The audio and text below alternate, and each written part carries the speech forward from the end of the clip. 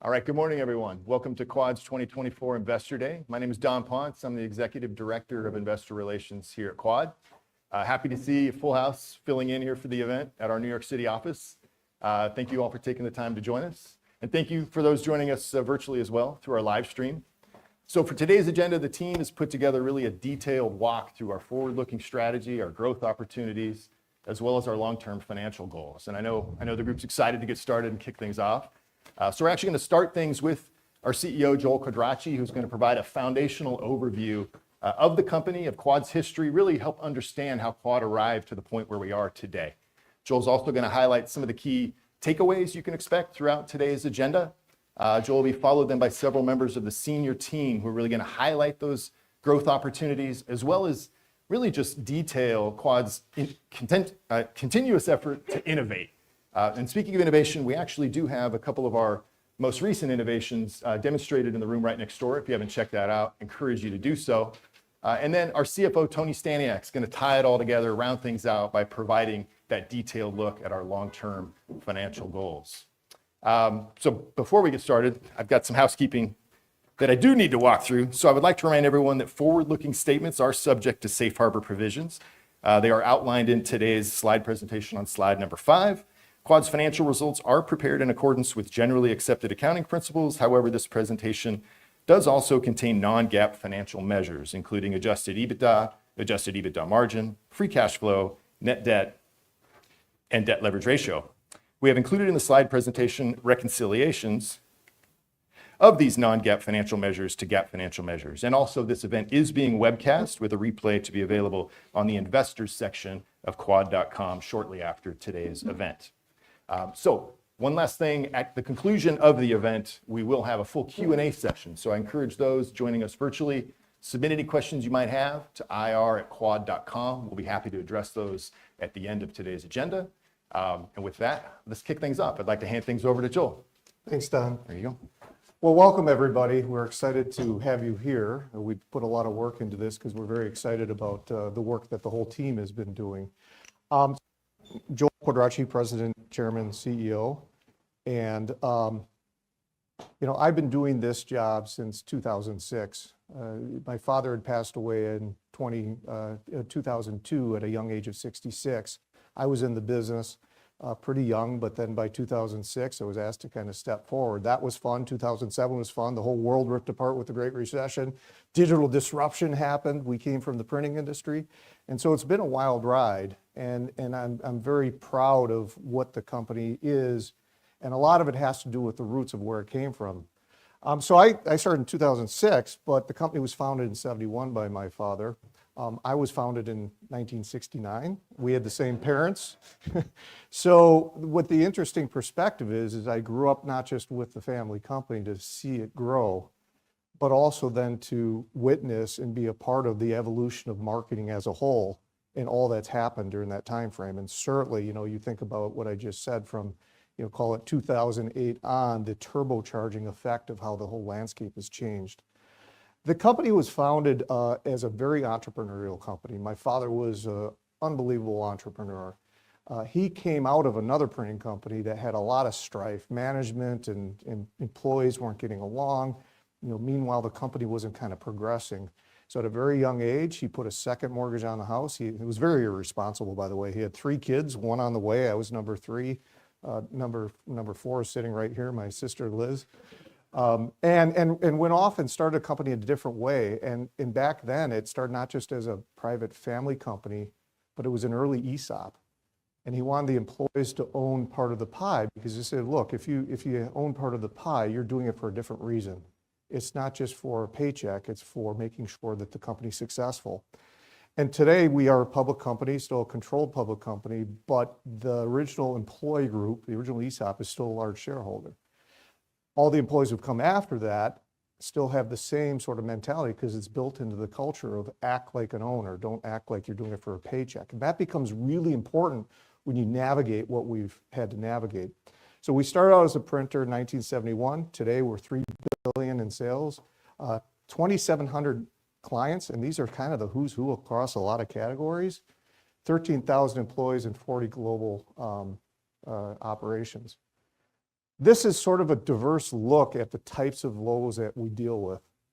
And while we started as a publication printer, and by the way, back then when we really considered ourselves a printer, we were a product-based company. We supplied products to people who asked for them. And that was in publications, we got into direct-to-consumer, but it was really to supply catalogs or direct mail or retail inserts.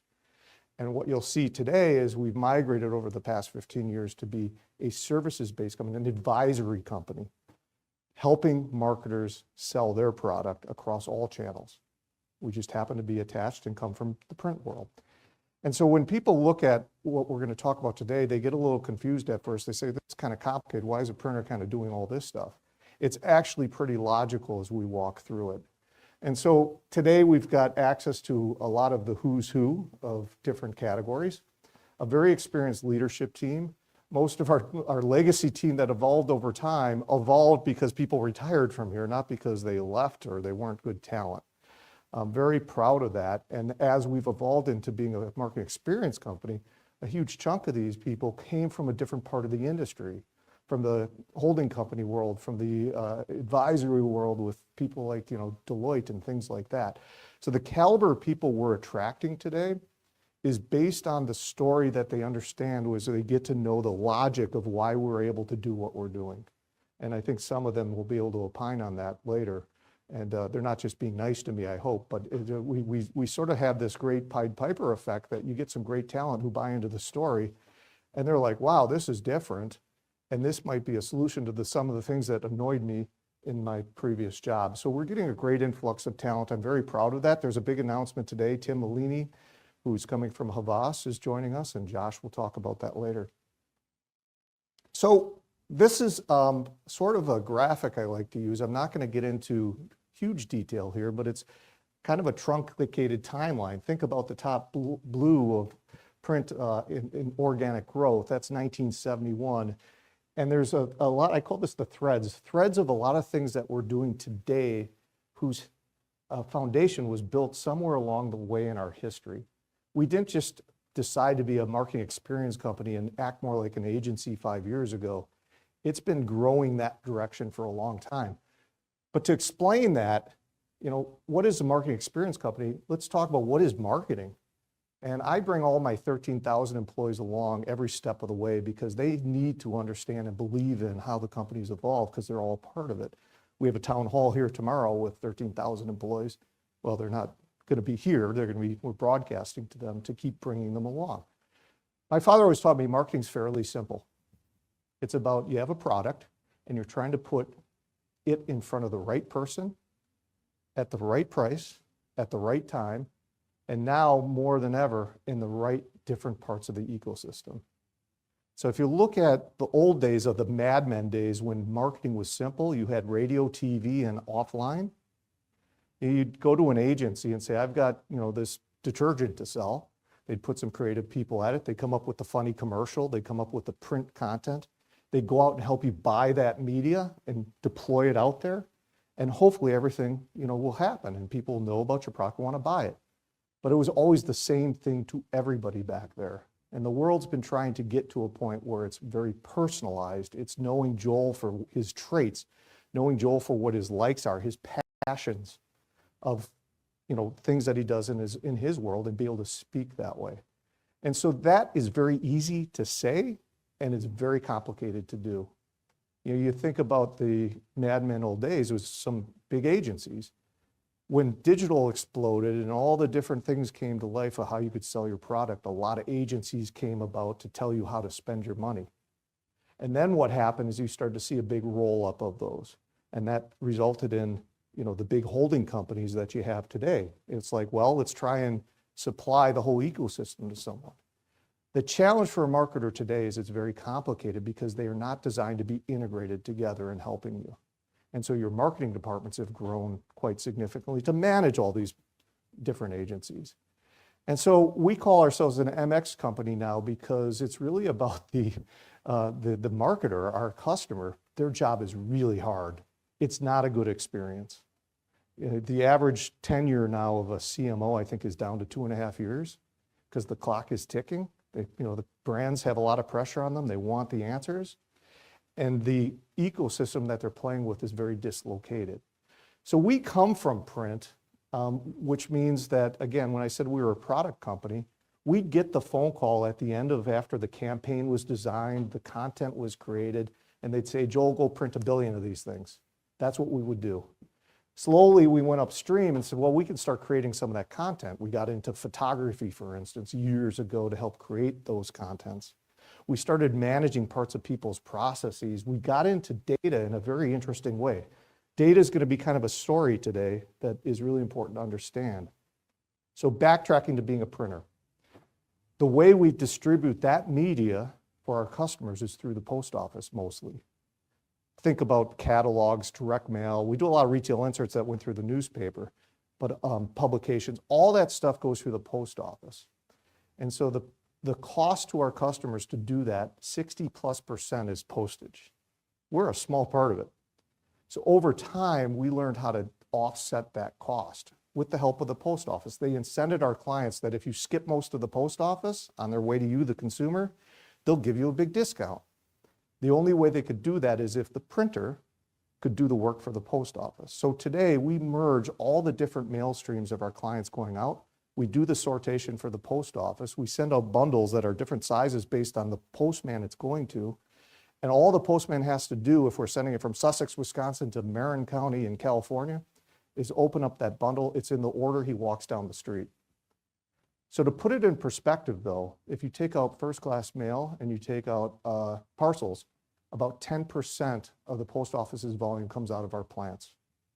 So a huge amount of volume going to every mailbox, 95% of the mailboxes of the country every week.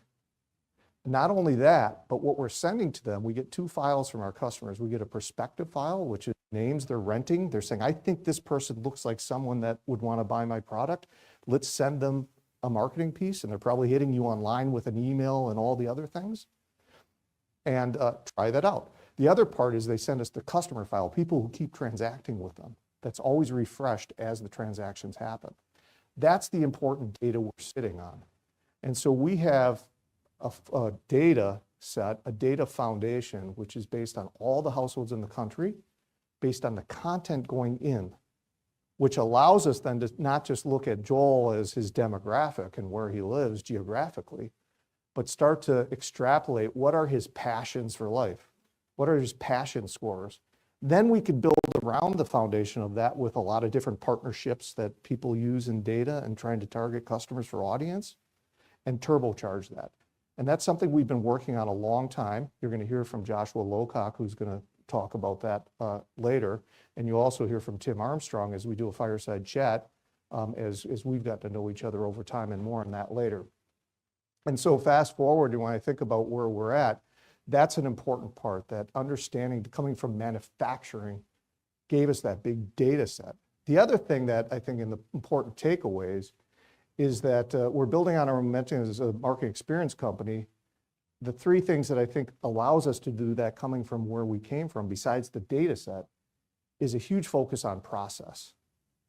And our focus very much is about helping those marketers integrate the ecosystem, or have an ecosystem that's integrated where they're not having to manage all this mess, okay? And because we come from content, we've gone upstream in creating that. We've got a very close relationship with a lot of those big brands.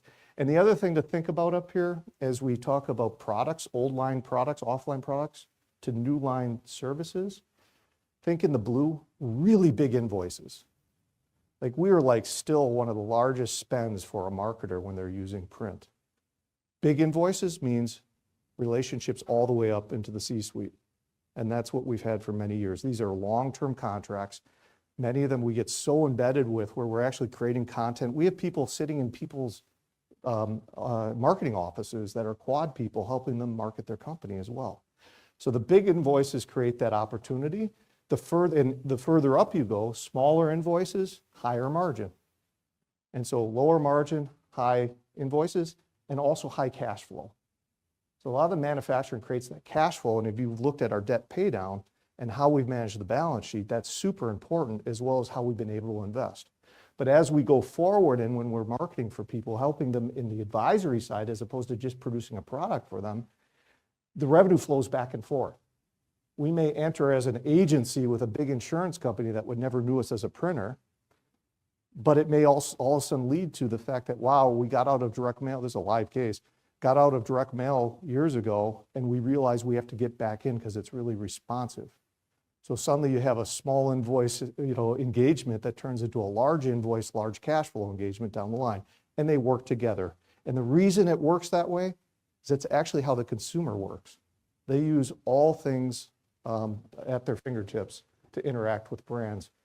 I talked about the data thing. That's the other, is leveraging our proprietary household data stack to help our clients market. Because at the end of the day, when you look at the center here with intelligence, that's data. And I talk about the marketing ecosystem, right product, right person, right price, right time. It's all about the data at the center telling you where to go, where to market, what works, what doesn't work. The worst kind of marketing is the stuff you're sending to someone who doesn't care about your brand and never will. But yet that's still about 30% of your marketing spend today. And so at the center, we believe that data is going to help our customers, and does today, really market more efficiently on into the future. Focusing on continuous innovation, product development, that's a competitive advantage we've had for years. Back to the family culture, the company that's still got that thread of focus, we're very intense about our culture of very tight-knit teams. That leadership team may represent different silos in the company, but I run the company where they're all very tightly intertwined. Like I have the guy in charge of manufacturing knows enough to be dangerous about the boutique creative agency that comes up with the funny commercials. Because ultimately, when you think about integration of the offering, they all touch each other at some point. And if you're going to sell an integrated offering that goes from creative all the way into direct mail, or doesn't even hit print at all, but goes into deployment into digital channels, the execution has to be highly integrated. And that's the challenge of why the ecosystem is so fragmented today, because it's really hard to do. And for those who cover or follow the big holding companies, they're all making big strides to become more integrated. But it's a very difficult, hard thing to do. And I think that we have a big advantage for where we're going. We're not going to displace them, but we got a whole lot of existing customers and future customers that we can grow share of wallet with and help solve their problems. And so streamlining the marketer by utilizing MX Solution Suite to enable marketing efficiencies, drive positive business outcomes. That's process. That's the process discipline. We're a lean manufacturing company. I always joke with my creative friends here that, you start in manufacturing, which is highly process oriented. The further you get up into creative, it's like process just kind of goes away. Everyone's like, you can't put process to something that's creative. It'll destroy it. No, that's not true. You have to have process if you're going to be integrated, and that comes from where we come from as a marketer, as a manufacturing company. And using our flexible model to shift to services to drive long-term financial goals, including margin expansion, net sales, and growth. That's the big invoice. And if you look, actually, you'll see in our operations side, the big invoice side continues to improve their margin. We consolidated the print industry for all practical purposes, a very tough process that had to happen. But if you look at the last couple of years, we've actually improved margin as we've gone and dealt with decline on that side. And then, of course, we're adding more and more services which come with the higher profit margin. And so most importantly, as we talk about and we shift gears and get into all this stuff that I just mentioned, we're very proud of some of the awards that we've won or the recognition we've had. We're one of the world's largest agencies. And we get a lot of people who didn't know us as a printer say, how are you one of the biggest agencies I don't know about? It's like, well, you're about to find out. And a lot of these other awards down below are very important to our clients and future clients. They do pay attention to that. And so we're always very excited when we see that recognition. So I'm going to turn it over to our Chief Marketing Officer, Josh Golden. If you think about as we were turbocharging this MX experience, I wanted to wait till we were really proving this integrated offering and it was actually working. We didn't have to have the formalized marketing department like a lot of brands do, because I could get back to the big invoice, small invoice thing. I could get $1 billion of print customers on the phone in an afternoon. As we transition to what we are today, we have to be able to scream from the hilltops now, what we do. And so I hired Josh 3.5 years ago, Yep, 3.5. and he'll give a little bit of his rendition and we'll jump in. I will be chiming in from time to time just to draw some context where appropriate. Thank you, sir. Well, good morning, everyone. I'm Josh Golden, I'm the Chief Marketing Officer for Quad. I have been with Quad, as Joel suggested, for 3.5 years. I have the wonderful opportunity at speaking to a room of investors to tell you why 3.5 years ago I came here. I have a history on the agency side, on the brand side. I've been in a lot of wonderful different places and had the benefit of always evolving that brand to take it to the next level. This is what I enjoy doing. And 3.5 years ago, I got a call from Eric Ashworth, who you'll hear a little bit later. And he said, why don't you think about Quad as your next step? And I was like, that's funny, a manufacturer? I don't know if I could, what are you trying to do? And then I investigated a little bit, and turns out the story that they had and the access to the customers that they have and the data visibility that they have is enormous and it's unmatched. And so I was super excited just to have the conversation, and I was lucky enough to join the team. And when I started the job, it was a small little team that was there. As Joel suggested, he could make a phone call and go get $1 billion, which I think is slight hyperbole, but I'm just going to give him the benefit of the doubt. But the point is, I had the benefit of creating a wonderful team that allows me to help tell all of you, and frankly, all the rest of the marketing world, this story. So I started with my first partner in crime, Heidi Waldusky, who I'll bring up with me onto the stage, and she's going to walk you through a little bit of the marketing experience framing so you understand how we change and what we change to. Heidi, join me up on stage. Oh, sorry, Josh. I'll mute my mic and talk to you. Okay. We're not allowed to be on the stage together, obviously. Good morning, everyone. My name is Heidi. I am indeed in charge of Quad's brand marketing, which means I get the privilege every day of telling Quad's story to the market. And something that I want to emphasize for you all today is something that I think is a really great part of our story, which Joel referenced, is in 1971, Quad was a startup, right? I love that part of our story. It's in our blood. And, billions of dollars later, we're not exactly a startup anymore, but we were in 1971. And that's because Harry Quadracci was an entrepreneur. And like most entrepreneurs, he got into business because he believed that there was a better way to be doing the thing that he was doing. And in Harry's case, he was in the print industry, although we always sort of joke, if it hadn't been the print industry, Harry would have disrupted something else because that's just the way that he was. But he was in the print industry, looked around, saw some things that he didn't like, and said there has to be a better way to treat our employees, there has to be a better way to do business, and there has to be a better way to impact the communities that we live and work in. And that's why Quad was founded. Second mortgage, 3.5 kids later, right? So when we think about this idea of a better way, it really still serves as our founding principle. When we look at all the ways that we piece Quad's story together, we think of this as our founding principle, but it's actually also our operating principle. It's the lens through which we make decisions for our company. It's why it was so important for us to reframe ourselves as a marketing experience company, because at the end of the day, all marketing experience means is that we're here to make the marketer's experience better, right? Marketing experience is our commitment to the industry, our promise that we're going to use every tool at our disposal to solve our clients' problems and drive success for their business. Now, the tools in the toolbox look a little different today than they did 50 years ago, right? Starting with our MX solution suite, right? We've taken all the products and services that we have to offer and organized them into these distinct MX solution suites. We have creative production media, all fueled by intelligence and technology. And we've organized them this way because we want to make it as easy as possible for people to do business with us. We believe that these suites are built to address critical marketer pain points. And that's why these suites exist. So it makes it really easy for clients to build a meaningful results-based relationship directly with Quad or with one of our agencies, Betty or Rise, who have full access to our marketing solutions suite. And when we think about integration, the way that I like to think about it, I call it common sense integration. What makes sense for the client? How do we go within our suites and connect the dots in ways that make sense for the challenges that they're facing? How can we show them where 1 + 1 = 3? That's what we're built to do. And so when we say things like better marketing is built on Quad, TM, it's more than just a campaign line for us, right? We truly believe that our products and services provide a foundation that clients can build real, repeatable success upon. At the end of the day, we're constantly looking, how do we make this toolbox better? How do we build it better? How do we build better tools, put them in the toolbox, and make sure that our clients have access to everything that we're able to do?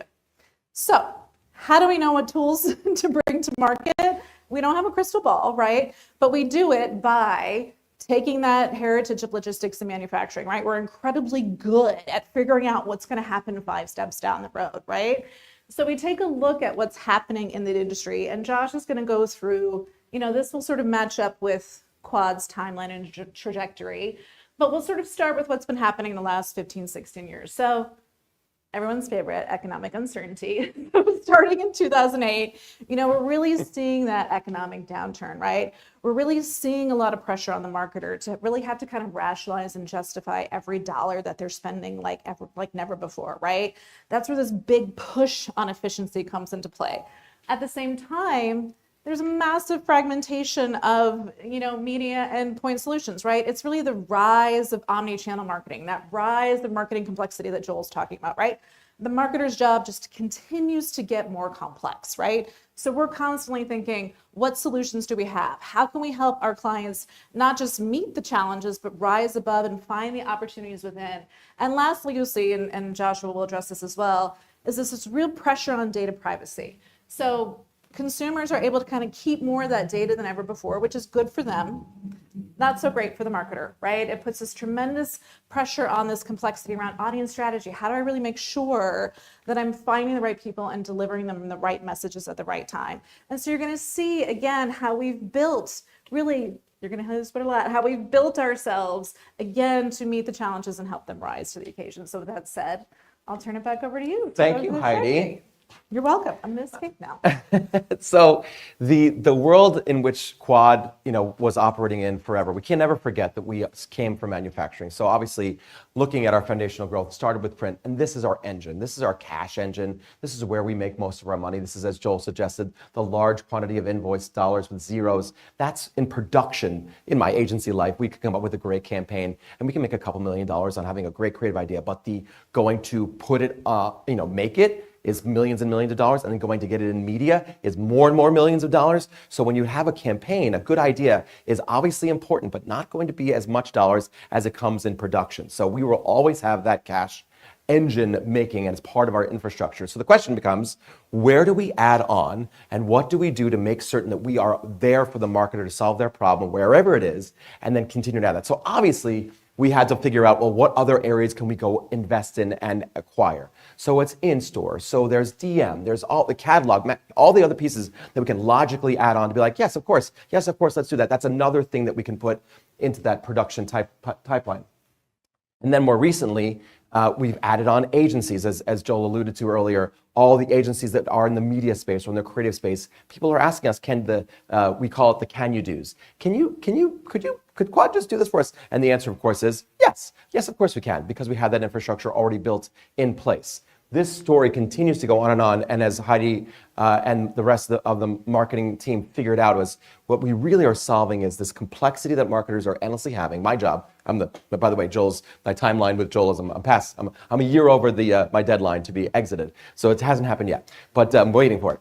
It won't happen. The interesting part about Quad in particular is the commitment to endlessly solving the marketer's problem. If someone came to me and said, "Hey, Josh, what problems are you having? And if I can have just less companies help us solve your problems, would that be helpful too?" I'm like, yes, please. Will you do that for me? It would be great.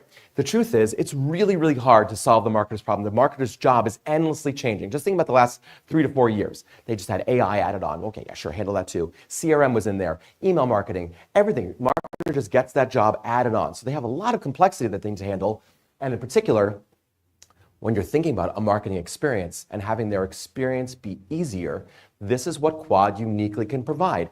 A vertically integrated, through-the-line solution that allows someone to say, like, I have an idea. Can you help me execute that idea?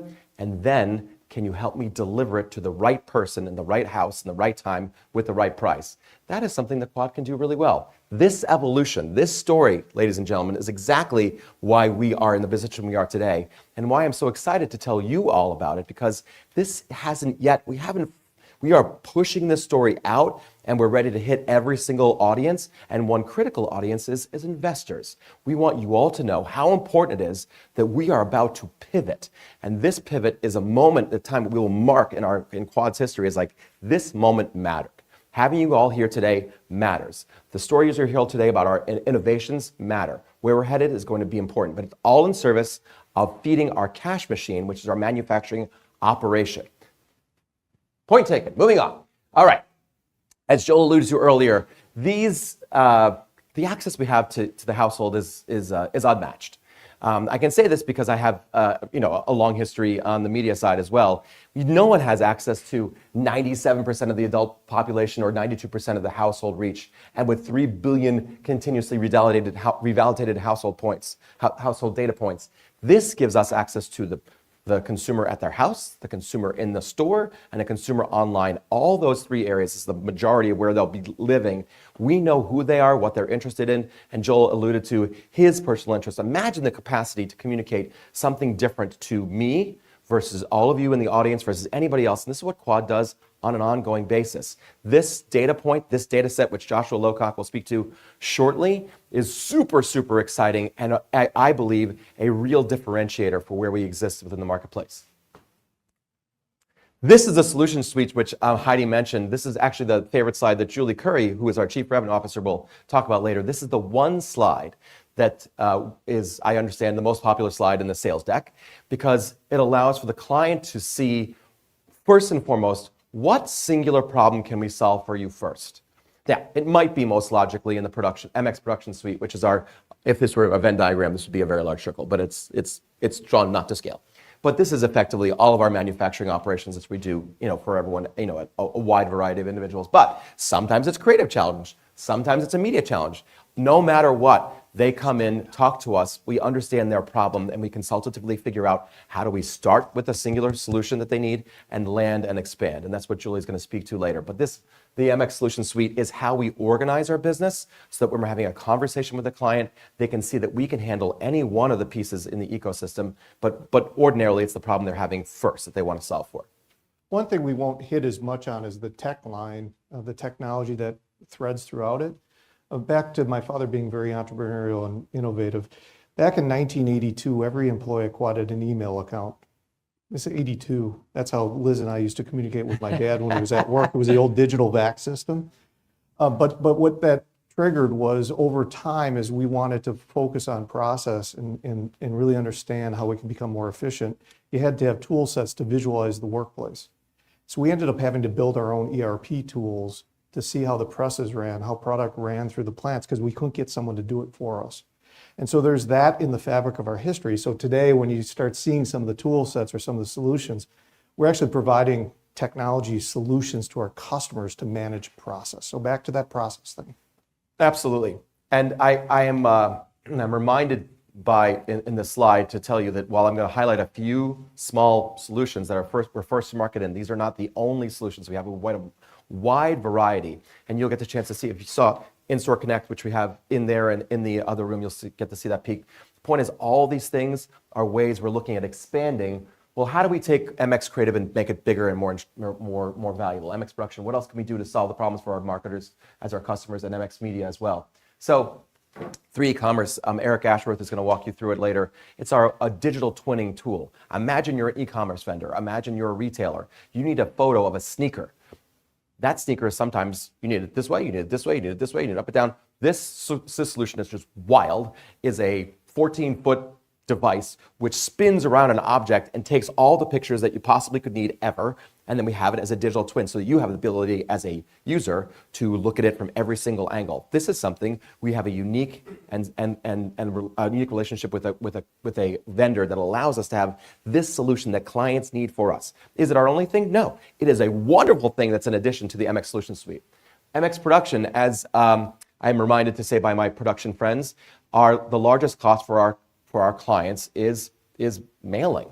The postal costs are enormous for our clients. So we at Quad have the capacity to figure out, well, how do we help solve that problem? One of the best ways to do it is say, well, you're going to get a piece of DM, a catalog, a magazine. We have the capacity to connect those into one package in the future and put it into people's mailboxes. This singular solution can save an enormous quantity because we're taking effectively the effort out of the postal system and put it into Quad's hands, which allows you as the consumer to receive, oh, I got all this stuff in one package. How terrific. This cost is enormous cost savings for our clients. And lastly, just one, the In-Store Connect idea, which I mentioned before in the back. Imagine the ability as a grocer, you have a certain amount of costs you have in the system all the time, but you have a limited ability to monetize the eyeballs that come into your store. It's a horrible way of saying it, but consumers are looking to what they can actually purchase. When you have the ability to advertise to them as they're walking into a store about something that's relevant for them, they could pay attention to that. In-Store Connect is our unique and own solution that allows us to really hit very well this mid-tier retailer that I have not seen this kind of technology before, but you'll see it demonstrated in the room next door. It is fascinating and awesome. These just singular ideas, little first-to-market ideas that Quad is uniquely positioned to have a leadership position in a way that has not yet been done yet at all that we've seen, and we're super excited to get this in front of you and in front of all of our clients. But as a marketer, I am a professional exaggerator, I think, exaggerating, right? It's fine. Anyway, hyperbole. So I didn't want to just trust me. I wanted to give you some data points so we can back this up. First and foremost, our wonderful Alicia Alston, which is somewhere, she's running our comms department.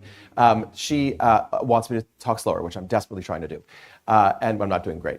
And let you know that the quantity of media placements that we've gotten in this year has been enormous. Why? Because there's extraordinary attention right now. What's happening in the world of touching content, being able to actually get something physical in your hands. So there was a story recently on the Today Show about the Amazon catalog. There was a story about the J.Crew catalog coming back. All these things that are coming back that are right in the center of the ecosystem for what we do has gained us tremendous visibility. A 3 times increase in earned media placement. That's 300% more than we've had in the past. That is, I've been at brand marketers other places, this number you don't get. So obviously there's a boom that's happening right now, and I believe that's because we're doing some research on this, but we believe that the younger audiences, the Gen Z in particular, are really interested in touching physical objects. That's an enormously important facet that I want you all to remember. Remember that being able to touch something is valuable to the marketer, but even more valuable to the end consumer because they realize the endowment effect, like it's worth more to them. Also, LinkedIn, but like knowing that the quantity of LinkedIn audience and our direct buyers are looking at us for the thought leadership there. So it's a 20% growth that we've had in our decision makers, but it's like 70,000 people that we've grown in the last year and a half from almost nothing. So people are interested in what's the story coming from Quad.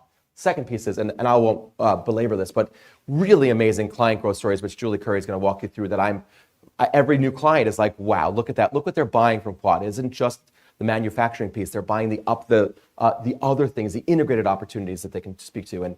And Julie will walk through that. And lastly, and I'll start with this one, Tim Malini, I think we're breaking news. I'm not positive, might have gone out. Okay, breaking news, is joining us. He was the chief client and strategy officer. Well, he'll be the chief client strategy and integration officer for Quad. He was at Havas as their integration and strategy lead, was at Deloitte, was at RGA.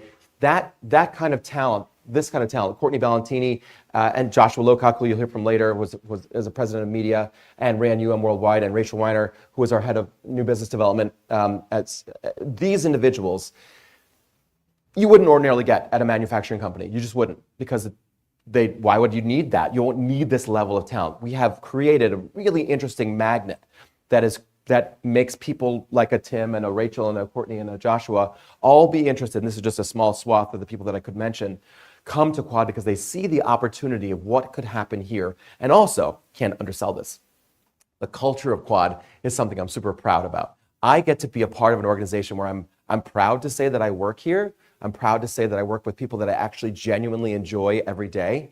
And I've worked at companies where I haven't felt that way. So this puts me in a unique position to talk about the company and its evolution. And all the things you're going to hear today are about where we're headed. And I am wildly excited that you're here you guys are all here to hear the story, as well as those of you online. Next up is my friend Joshua Locock, who is coming in hot off the flight from Hong Kong last night. So he has had 0 sleep. How much sleep have you had? 0 sleep, ladies and gentlemen. Joshua runs our entire media operation. You were literally in Hong Kong yesterday, was it? Or 2 days ago? What does it count like? Hours ago. Hours ago. And so Joshua's going to walk you through the media operation and our data story. Thank you so much for your time. Joshua, here is the clicker. Excellent. Thank you. Center button is the forward. That's the, yeah, you got it. Yeah, I got it. Thanks, Josh. So as Josh introduced, I'm Josh Volokoc. I'm president of media at Quad. I joined the company about little over a year ago. Prior to that, I was Global Chief Media Officer of Worldwide, part of Interpublic Group. I also spent a stint of time at Publicis Group, at MediaVest. You probably picked up an Australian accent. Like all Australians, I also worked for News Corp for a period of time. I've also worked in advertising and media throughout China and Europe. So one of the things I want you to take away from what I'm going to take you through is you've got to think about data in advertising like ink. It's core to doing business. You can't be in media or advertising today without data or data capability. And so what you really need to think about and what attracted me to Quad is, at its core, Quad has always been a data company. If you think about every piece of direct mail, every letter, magazine that goes into a mailbox, on that is an address slip. And what's on that address slip? Someone's first name, last name, and household address. That is data. And Quad has been living and breathing data since its inception. And so everything that we've done and everything I've done since joining is about taking this great historic value of data and transforming it into a data source that we can activate and use across our entire business, whether that's media, creative, in-store connect, or anywhere else we need to use it. The key thing about our data strategy is resilience. Resilience is at the core. What do I mean by that? There's only one place you call home. You only have one place that you go home to at the each and end of every day. And that's where you build your identity from. That's where you make the decision of where you're going to send your kids to school. Most of your shopping and purchasing decisions are either in close proximity to home or they get delivered back to your home. Thinking about everything else out there in the market, what the big holding companies are doing, what other companies talk about, they have less resilient data sources. They're relying on email addresses. They're being deprecated. Literally, a couple of days ago, it came out that Google has finally made moves to deprecate the use of email and that you won't be exposing your Gmail address everywhere anymore. People relying on mobile phone numbers. Again, mobile phone numbers are an unreliable data source. The FTC and FCC come down regularly on people that collect mobile phone numbers and use it for targeting. You think about privacy regulation. Privacy regulation makes a whole lot of things that everyone tries to rely on easily deprecated and less resilient. And then the last one is email addresses. I like to talk about this again and a lot because I have personally over 400 unique email addresses. I'm way ahead of the curve on deprecating the use of an email address, but email addresses are going to go away. Home addresses are resilient. They're not going to be deprecated. They're not going to go away. Why? Because when things get delivered to a home, it has to be read by a carrier. It has to have a human readable address to take it to. And so everything we do from our data strategy is about linking online and offline media together, but using the household address as that linking and keying mechanism. So in the online media world, you have device IDs, you have social handles, you have IP addresses, everything else. And on the offline physical world, you have that physical address, first name, last name, household address. What we've been working on is bridging those two worlds together, having the physical address as that keying mechanism. And from that, Quad has built a unified, unique data stack that's unrivaled in the market. So you heard Josh sort of tease it out there. Our proprietary household-based data stack has 250 million consumers in there. It's all linked back to a physical address. So yes, we can find them on connected television. Yes, I can find them on Netflix or on Facebook, on Google search. I can find them anywhere they need to be found. But by linking it always back to a household address, we always know it's a real individual. So that means we reach real people. We target both at the individual and household level. So again, on that resiliency topic and question, that means we can actually be resilient from privacy regulations that might push back on targeting people at the individual level, because we can target at that household level. And we can leverage advanced audience modeling techniques. So knowing a bit more about the household and what those passions are in their household, we can actually go, okay, you might not be the purchase maker, but you're an influential person in that household making that purchasing decision. As Josh shared before, we have 97% reach of households, 97% reach of population, 92% reach of households. We have 3 billion data points. Again, unlike other people out there, because we're involved in the mail stream, we're constantly revalidating that data every day.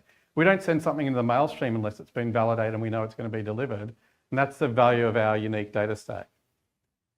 The big actual other powerful thing we have is passions. So to talk about passions a little bit, let's talk about the data that we can provide. Across our data, yes, we tick all the boxes. Yes, we have demographics. We have age, income, ethnicity. We have transactional data. So not only can we find the right people, we can actually prove that we drove media performance. We know that those transactions happen.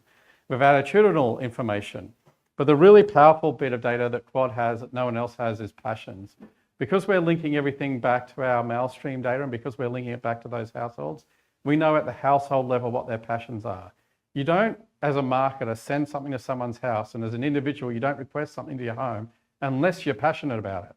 So that passions data gives us a data set that's not available to anyone else out there in the ecosystem. The other thing that we bring, obviously, is all the behavioral data. So we know people's media consumption habits, what they're watching, where they're consuming media. So you think about that powerful data. We can identify the individual. We know the media they're consuming. We know what they're buying, when they buy it. We know what media channels to best reach them. And we've got those passions to know how to use our creative smarts to better connect with them. That's the unique, amazing power of the data stack that Quad now has. This gives you an overview of the architecture. I'd love to talk for hours about this because I'm very techie and nerdy. But the things you need to know is it's an open architecture. So we've built it in a way that it's modern, extensible, and works with any data that we need it to be working with. It's extensible. So when we onboard new clients, and you remember that great client roster that Josh showed, any new client that comes in, if there's something that we don't have that they need, the data stack's flexible and agile enough to bring that in. We're activation agnostic. What that means is we don't care where we activate media. We're not beholden to broken industry models. So if the data tells us that we need to buy a certain media channel, we buy that media channel, straightforward. And then the last one is it's been built, and we were relentless in our focus on this to avoid unnecessary taxes and tolls. So the biggest challenge in the advertising ecosystem today is while data is core to everything that gets done, there's tolls involved in actually activating that data. So if a marketer wants to do something, it might be $150,000, $250,000 just to do the data insights needed to activate it.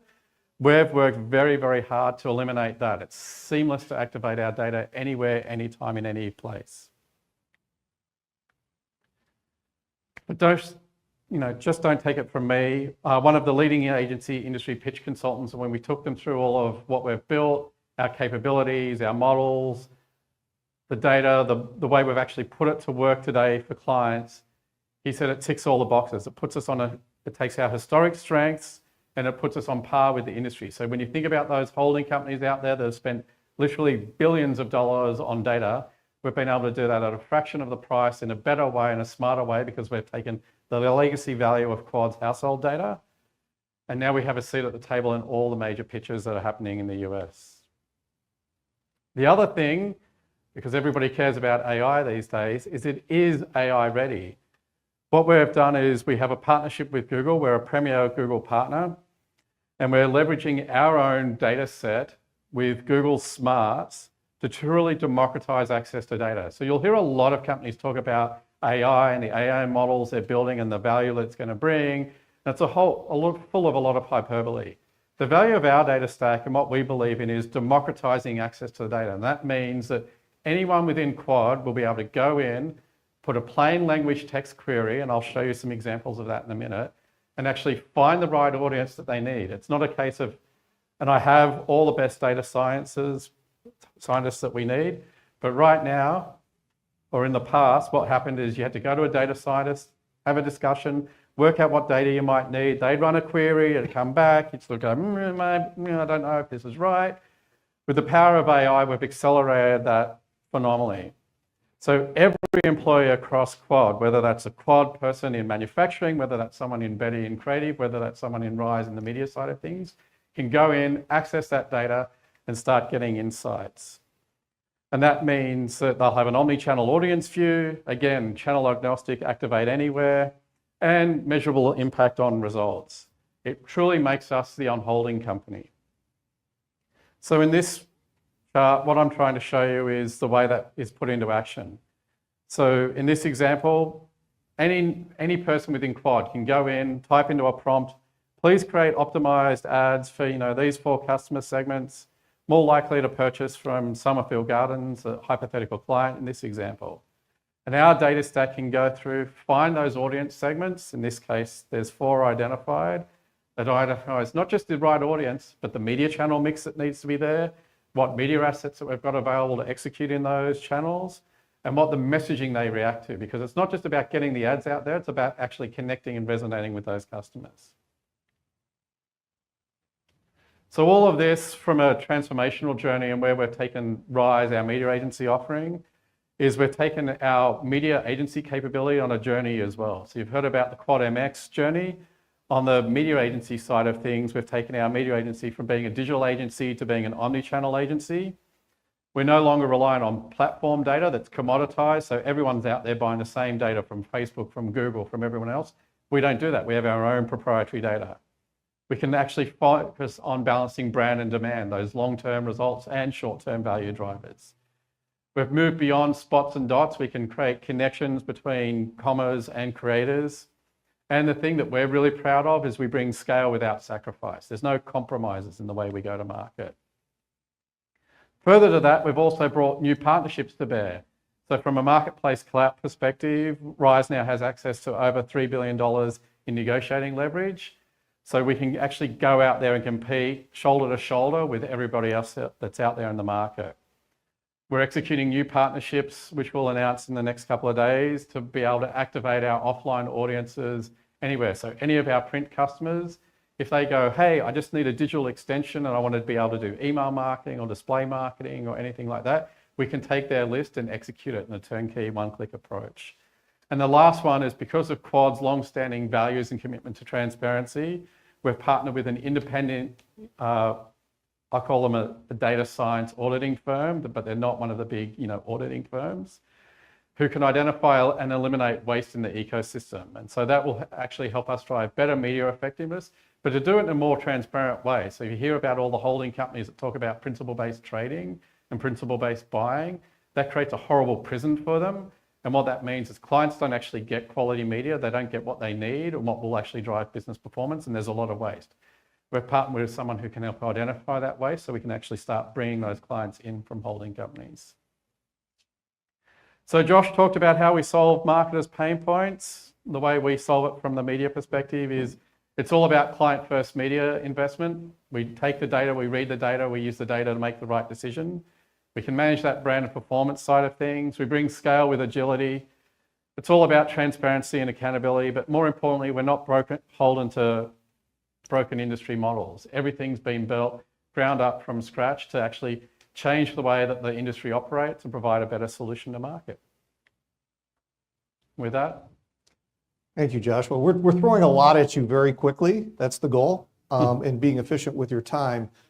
The transparency part is really important to us, and where Joshua comes from was a big connection point because, back in the Mad Men days, there was an old saying that I know 50% of my marketing spend doesn't work. I'm just not sure which 50%. Well, today, about 20 to 30% on average is marketing spend that's going to the wrong people. And so it's a waste in the system. When you think about the dollars attached to it for a marketer, it's huge. So when we talk about efficiency and driving efficiency, the data will set you free if you really pay attention to it as the core. It will tell you where to go, and it will tell you where not to go, most importantly. And unfortunately, I think in this ecosystem now, there's not enough people telling you where not to go. I do pride myself that I've told different clients to do less print. And they say, why are you telling me to do less print? Because the data tells you to. Now, on the flip side, I've also told people to do more print because the data told me to. And that's what our brand stands for and has to stand for because our name is on the door. With that, we're going to before we take a break, we're going to do a little switch of gears to give some perspective. And Tim Armstrong, good Quad friend for many years, Tim approached me several years back after he was with Google early on in the high-flying days of that development curve, then on to AOL, and then on to being an entrepreneur again, and contacted me based on some of the early stuff he saw us doing and what he was thinking about in the world. So we're going to do a little interview session with Tim, with Joshua. So welcome. Hold the clicker up. I'll hold the Cheers clicker. up on the stage. Tim, I know we had a small breakfast earlier. Look, look at that. Boom. Set changed. Tim, thank you for joining. Do you do these often with investor crowds? I've for a long time. I actually, this morning I was thinking I haven't been in front of investor crowds because I've been doing a private company, but I spent many years doing a lot of investor meetings. So good to get back at my muscles back in shape. For the Right? investors. Is there different words that you use in front of investors versus marketers? Like you I said, mean, EBITDA and No, I think the investors usually like the truth. So I found over time that I truth. basically stick with being as straightforward as possible. And I'm psyched to be here. Thanks for having me. Awesome. I'm thrilled you're here. So I know your history, but I'm not sure everyone has. I know Joel just hit on it a little bit. I think the running Americas for Google, making the transition with AOL, selling that to Verizon, those are some monumental shifts. And you were at the center of it. What was that like? It's interesting. I mean, my career started. I started a newspaper in Boston after college, and then went to go A publisher, if you will. publisher, and Yes. then and Who so I printed your actually stuff? I had a person called Bunker Hill. I was in Boston, and we had Bunker Hill Printing was doing our printing in Boston, and it was interesting because when I went to Quad for the first time, I used to spend a lot of time in manufacturing and printing and distributing and those things. So it was like a real kind of moment for me when I met Joel to come back to that. But after I did that, when I was doing the newspaper, the internet took off, and I decided, I saw how the internet worked. I wanted to take the newspaper kind of offline and online and put them together, which I did. I ended up going to work for Paul Allen out in Seattle, which we were launching ESPN.com, ABCNews.com, NFL.com, NBA.com, and I was there for a few years, and then long story short, I ended up going to Google in 2000, and my apartment in New York was the first Google office outside of Mountain View. Oh, And did that must've been for about 10 years, and then went to AOL.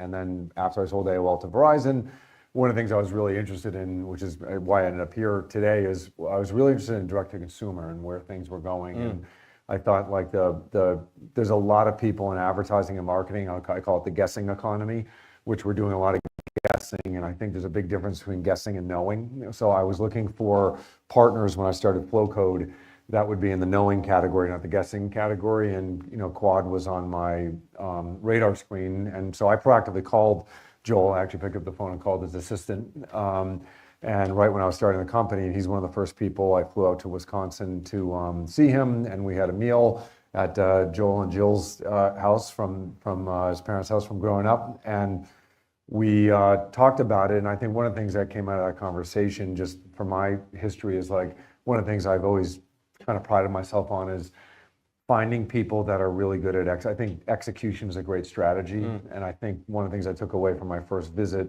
with Joel and Quad was like how good they were at executing.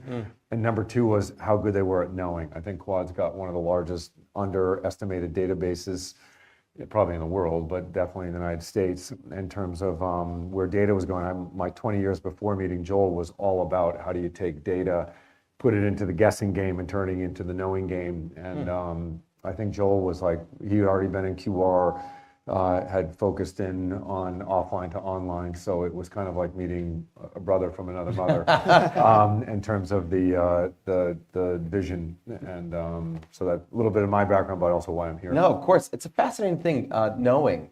How do you define knowing in the business you're in? Yeah, I think that, advertising and marketing, and I grew up dealing with a lot. Like when I was at Google, for instance, most of the large ad agencies didn't want to deal with Google because we were taking a very scientific approach to advertising. And not that the ad agencies were necessarily against that, but they had a different philosophy. And I think one of the things that I kind of realized during that time period was that the closer you get to knowing, guessing is like, hey, I want to run a marketing campaign at the Olympics. The knowing is who's there, what are they interested in, what's their passion, how do you get close to them, and how do you really know about the person. And I think one of the things I talk about a lot of Flowcode is that CRM is cash.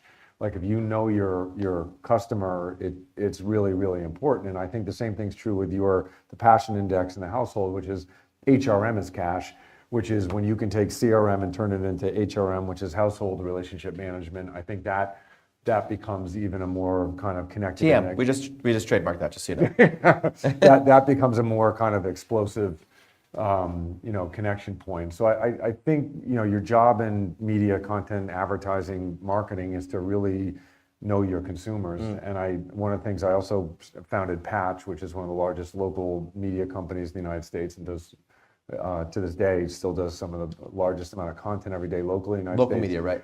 And households are really important. The average person, this is a little dated, this data may have changed after the pandemic, but before the pandemic, the average person stayed in their household for 17 years.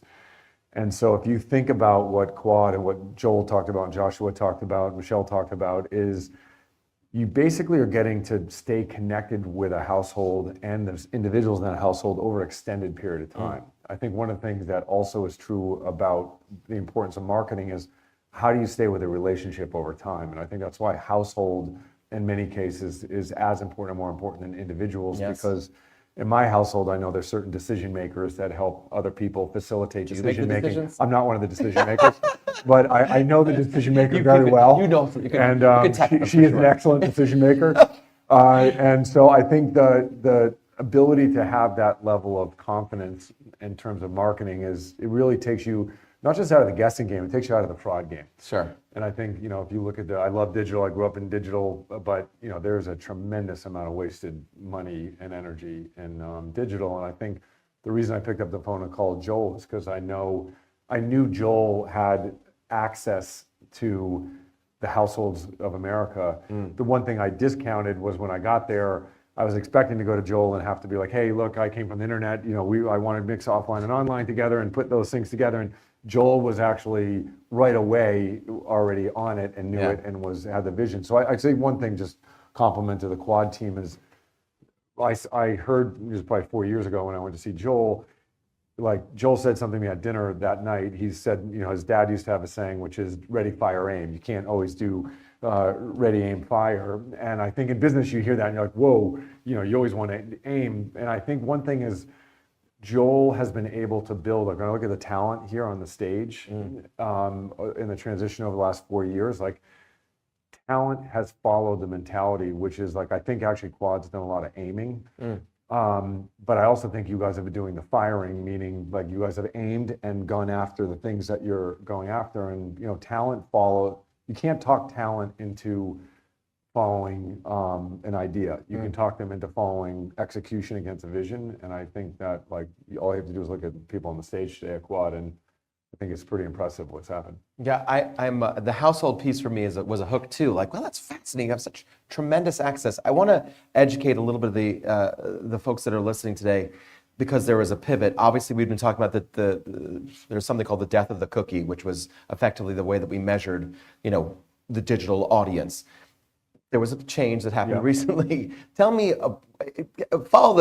describe a little bit of what's going on with the death of the cookie, but more importantly, is there an arbitrage opportunity in the data story out there? Yeah, I think just taking a macro step back, 80% of the economy is still offline, and even during the pandemic, the highest it got to was like 19.8%. It dropped back down to I think 18 point something, 8.3%. So 80% of the world in transactions is in the offline world, and out of that 80%, most of it has zero software attached to it in data.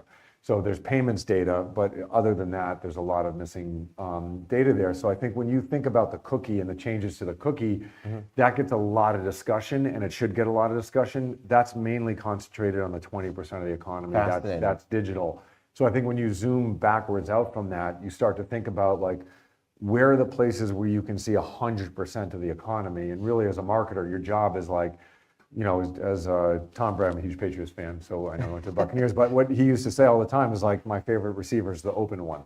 And I think that what you want to do as a marketer is you want to have your favorite customer be the one in the channel at the right time in the right place that's open to your message. And I think the powerful thing about the data, this is what we've done with you guys at Flowcode with Quad, is like try to help connect that offline economy, which is 80% of the economy, and have it act like the digital economy. It's no secret that marketers have preferred digital because it's highly actionable, data-driven, scientific, those things. And the ability, I think what Quad's doing and what we've been doing with Quad is helping make the science, the knowing part of the economy, being able to A/B test, move from just digital into omni-channel.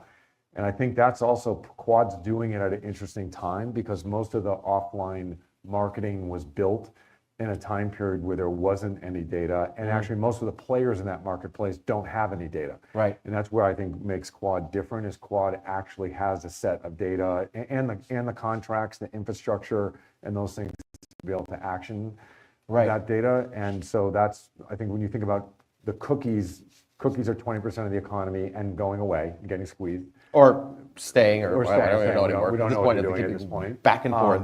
But the reality is, just to break it down, the average cookie stays with a consumer for about 30 days. Right. The average person's living in their household for 17 years. So you can Which one debate you would have which one you access to. want. Yeah, which one you want to spend more time with. And I think that's why what's getting discussed at Quad, and not just discussed, what's getting operationalized is We powerful. talk a lot about in our meetings internally and how best to serve the marketer, the mail, the content, the catalogs, the magazines, but also the ephemeral digital content, the distance, the quantity of time between a catalog that can sit on your kitchen table Yeah. versus an ad unit placement is it's almost astronomical, the distance between the two of them. Yeah. And the flow code content piece that can take that person from a physical manifestation of an object to a digital, that is really, is that purely the magic? When you're talking about flow code in particular, do you say the real magic is our ability to go from, if you will, the young kids, IRL, to the digital space? Yeah, I think that flow code does one thing, and we basically build a tool that helps you connect to offline to online, and we do it like the reason we're partnered with Quad and partnered with other companies is like basically we are a tool that essentially instantly turns something from analog to digital and gets you in that ecosystem. And I think the powerful thing is like if you look at what that really consumers want. Consumers want creativity, they want content, and they want connections. And I think like we help on the connections piece. Quad does all those things, but the power is like you're not just doing it in the home, but like the retail example you have in the other room over here, you Interconnect, guys yep. are doing it in retail. So if you think about going back to this omni-channel approach to the world, basically if you have tooling that helps consumers connect to great content, commerce, and connections, you have a big field to play on. And I would argue it's a field that like digital's super important, and it's going to get more important.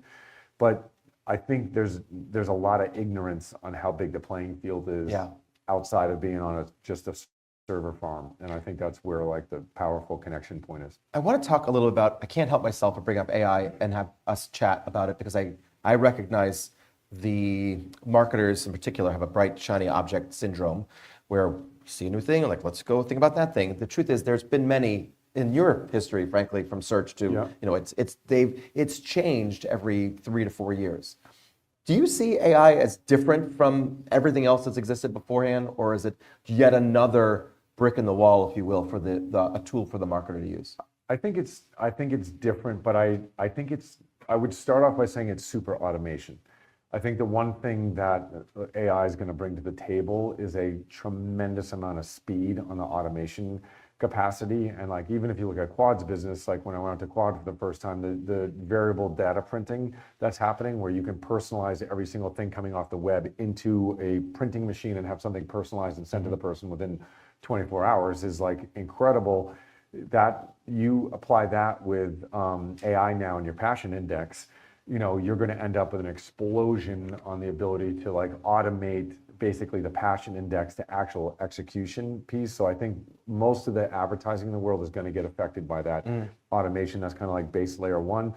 Base layer two, I think with AI is going to be, how do you get people from I call like search historically has been a question engine into an answer engine. Right. So the reality is like you don't want consumers sifting through a huge amount of marketing. You want people getting to the right answer as fast as possible. And I think that's where the power of data comes into AI, which is like, can you condense the commerce funnel down much faster using AI? And I think the answer is yes. Right. And I think you take the Joshua slide with a passion index on it, apply it to marketing, omni-channel marketing, you're going to be able to, the guessing is going to go away. Much less, right? And then I think the last piece with AI is just like how do consumers use AI to help them think about what they're doing and how they're doing it and where they're doing it. I think that's going to get a lot better, a lot faster. If you think about the mistakes in human decision making, I think the AI is going to help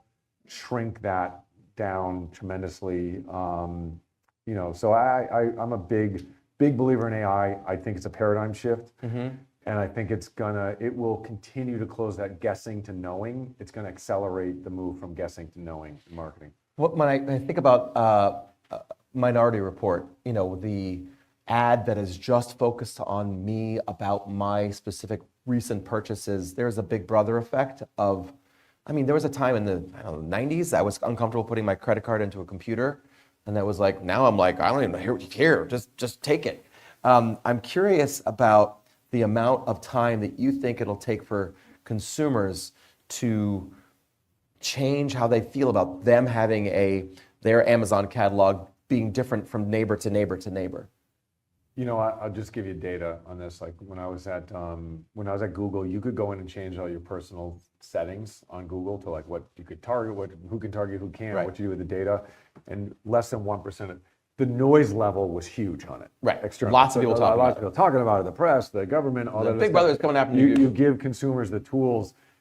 I hate to say it, but consumers were like very selfish, which is if it's a benefit for me, I might be willing to share it. So I think like generally this is way dated information, Sure. 15 years old, but like generally less than 1% of people would change their privacy Yeah. settings.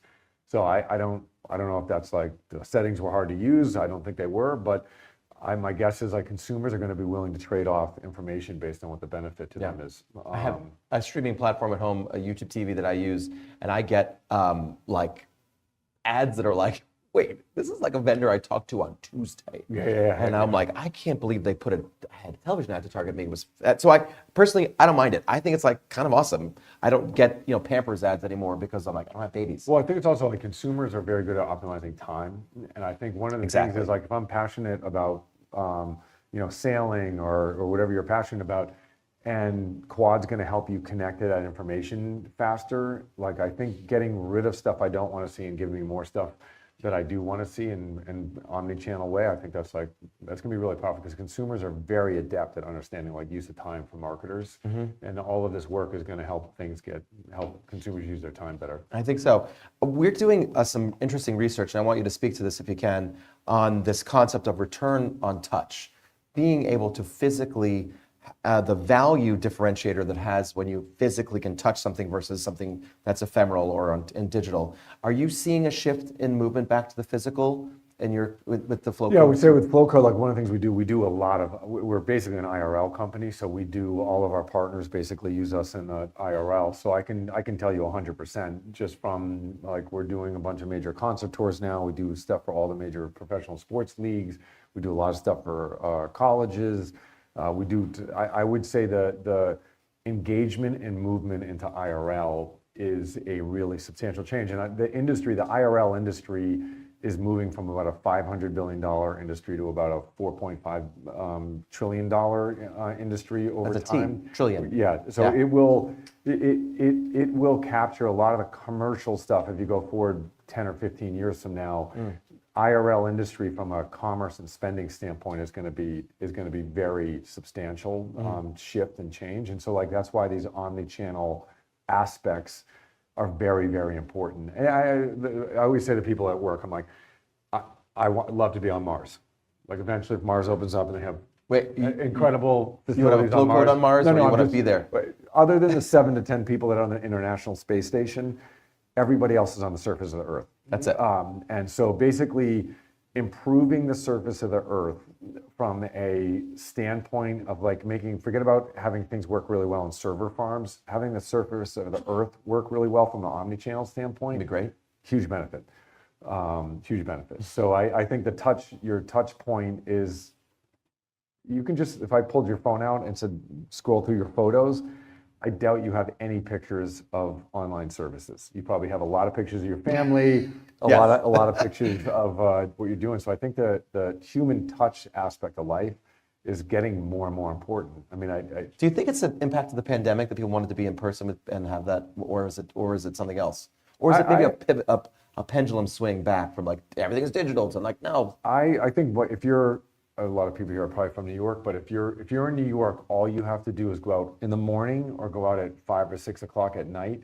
And one of the largest things you see happening are running groups, where if you go on the West Side Highway, you see people dressed up in the same outfits running together, where if you went 5 years ago, people were not alone together doing it. Or like the coffee shops in my neighborhood in New York, like they're renting themselves out at night and people are doing IRL classes together.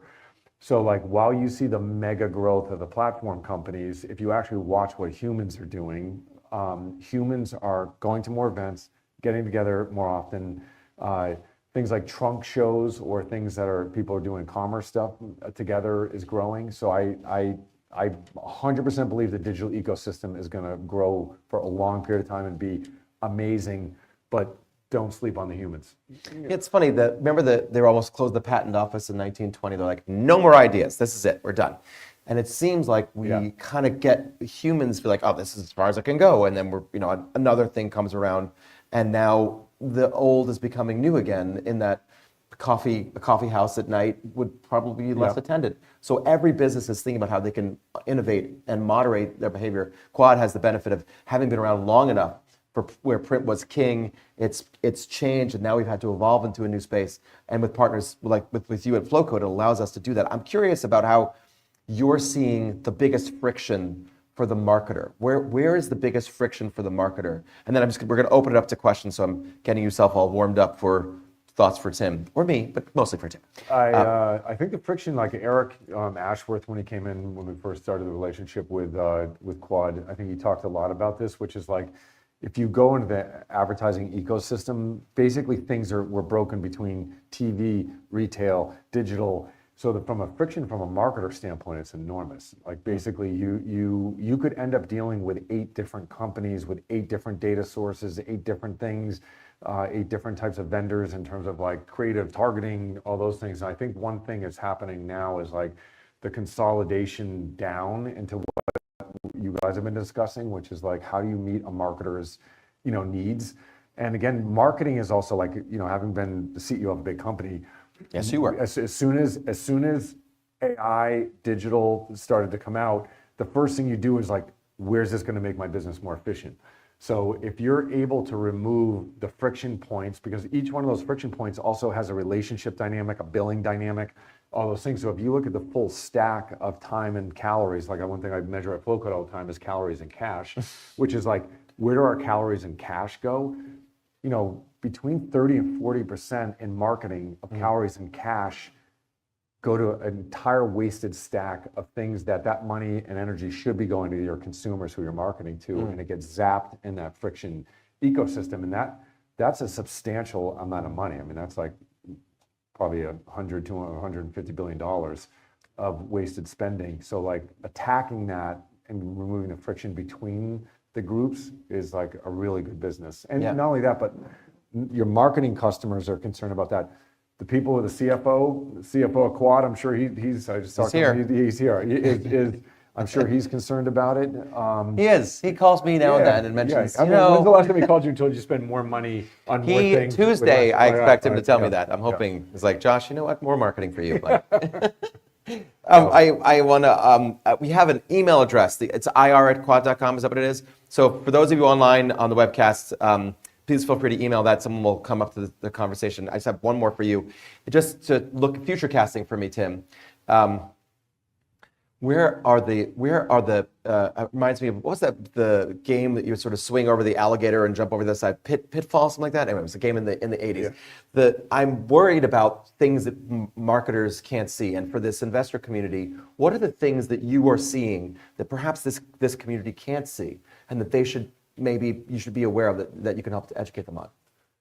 I think one thing is like, I think the rising expectation of consumers is rising very quickly. Right. And what I mean by that is most consumers are getting very, very used to frictionless environments and not having their time wasted. And I think one thing I see a fair amount of still is if you ignore the consumer adoption curves, I think you will be left in the dust very, very quickly. And I think number two is for marketers that are not using data, I would say that you are going to be in a world of hurt, and you're going to be in a world of hurt really quickly, because the things we've been talking about on stage and the stuff that was talked about before, if you have a marketing competitor who's better at getting to the consumer in the way they want to get with stuff that's relevant to them, and you ignore that cycle, because that cycle is not just going to turn into marketing targeting. In the next 10 years, it's going to have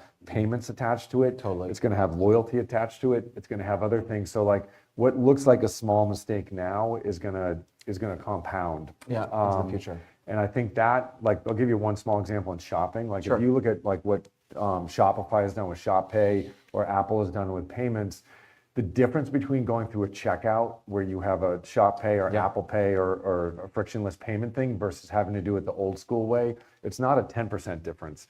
It's a 80% difference. And my guess is if you did analysis on shopping cart, like broken shopping carts, I bet that one feature probably has a non-insignificant percentage. So like that is a literal decision one marketer is making, or one product person's making, not to offer frictionless payments, which seems devoid from how marketing's getting done. You go forward 5 years from now, payments and marketing, I think, are going to be more connected. So those are areas that I would watch very closely, which is like the rising consumer expectation. Yeah, we work on frictionless, actually we use it as a framing. How do we make the job of the marketer easier by us removing as much friction from their life as possible, whether it's handoffs down, vertically integration in the chain, or the opportunity to think about, well, what are the things that they can do? How do we minimize the process to work, even working with us, to make it easier for them to do that? I'm going to pause for us for a moment, allow the folks in the room to start asking questions, and then just give me a timeline of how long we have done. Good, okay. Anyone here in the audience have some questions for Tim? If not, I can continue going on and pressing. Yes, Barton. Hi, Tim. Thanks for all of this. I was curious if you could talk a little bit about how you're in the QR code business with Flowcode. Visual search is ascendant, right? Does that supplant QR in the future, and what would that mean for Flowcode? Yeah. So the Barton's question.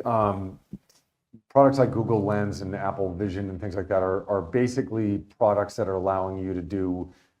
The way I think about the future of connecting with products is there's visual, verbal, meaning you're voicing something in, tactile, and there'll be other ways too, like NFC, things like that. But basically, the Lens products are coming out where they're having visual search, and if you don't use it, I suggest you try it out and use it. They work really well. They dump people back into the ecosystem of, like, for instance, Google dumps them back in the ecosystem. So as a brand, you're going to have the same issue you have with search today. If you want to do direct to consumer, they're kind of dumping you back into the competitive ecosystem. But for QR is recognized on all the Lens products, and my guess is they'll continue to be recognized.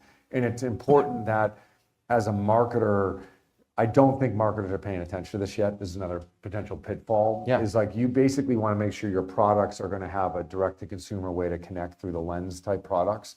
And I think Google announced that they had 20 billion Lens searches a couple months ago. So it has traction, and I think it's going to get more traction. And I think the phone is going to become more important. I think in today's day and age, when you think about the phone and consumers, a lot of people think about people doing posts and Instagram and things like that. I think in the next few years, the phone is going to get turned into more of an external weaponization of, like, not just doing apps and not just doing camera stuff for yourself, but also having a camera like it does for QR. Like, basically, I like to say it turns your camera into a lightsaber. You actually have something about the real world and use. And I think the Lens products are going to gain traction. I think QR is going to gain traction. So I think for Flowcode, we're excited about that. And my guess is for marketers and for brands, you're really going to have to think about how do you not get cut off in the ecosystem again on the Lens products. So the QR code becomes a way to get you outside of the closed Yeah, the QR code becomes a way for you to directly connect. And I think that direct connection is the same way people use QR today, but I think it works on Lens today, and it'll be a great way to connect directly for brands. Other questions? I can have another. Oh, sorry. Just one question Yeah. from the the Oh, webcast sorry, hit audience. Tim, I also echo my thanks for you doing this. Question from the audience again. You mentioned viewing Quad as a partner. You view Quad as executing and knowing versus guessing. What is it about Quad that allows you to trust the team alongside your own growth plans, and that allows you to trust the Quad team with data? That also seems to be a key theme here today. Yeah, I think Quad, and jump in here if I get anything. No, wrong. this This is is a my great outside question. perspective as a partner. I think that like Julie and her team, sales team, we know Earl and the data team at Quad. We know basically every facet of Quad. So I think one of the things that we're really concerned about and we've been really focused on is one is how does data get used? Where does it get used? Why is it getting used?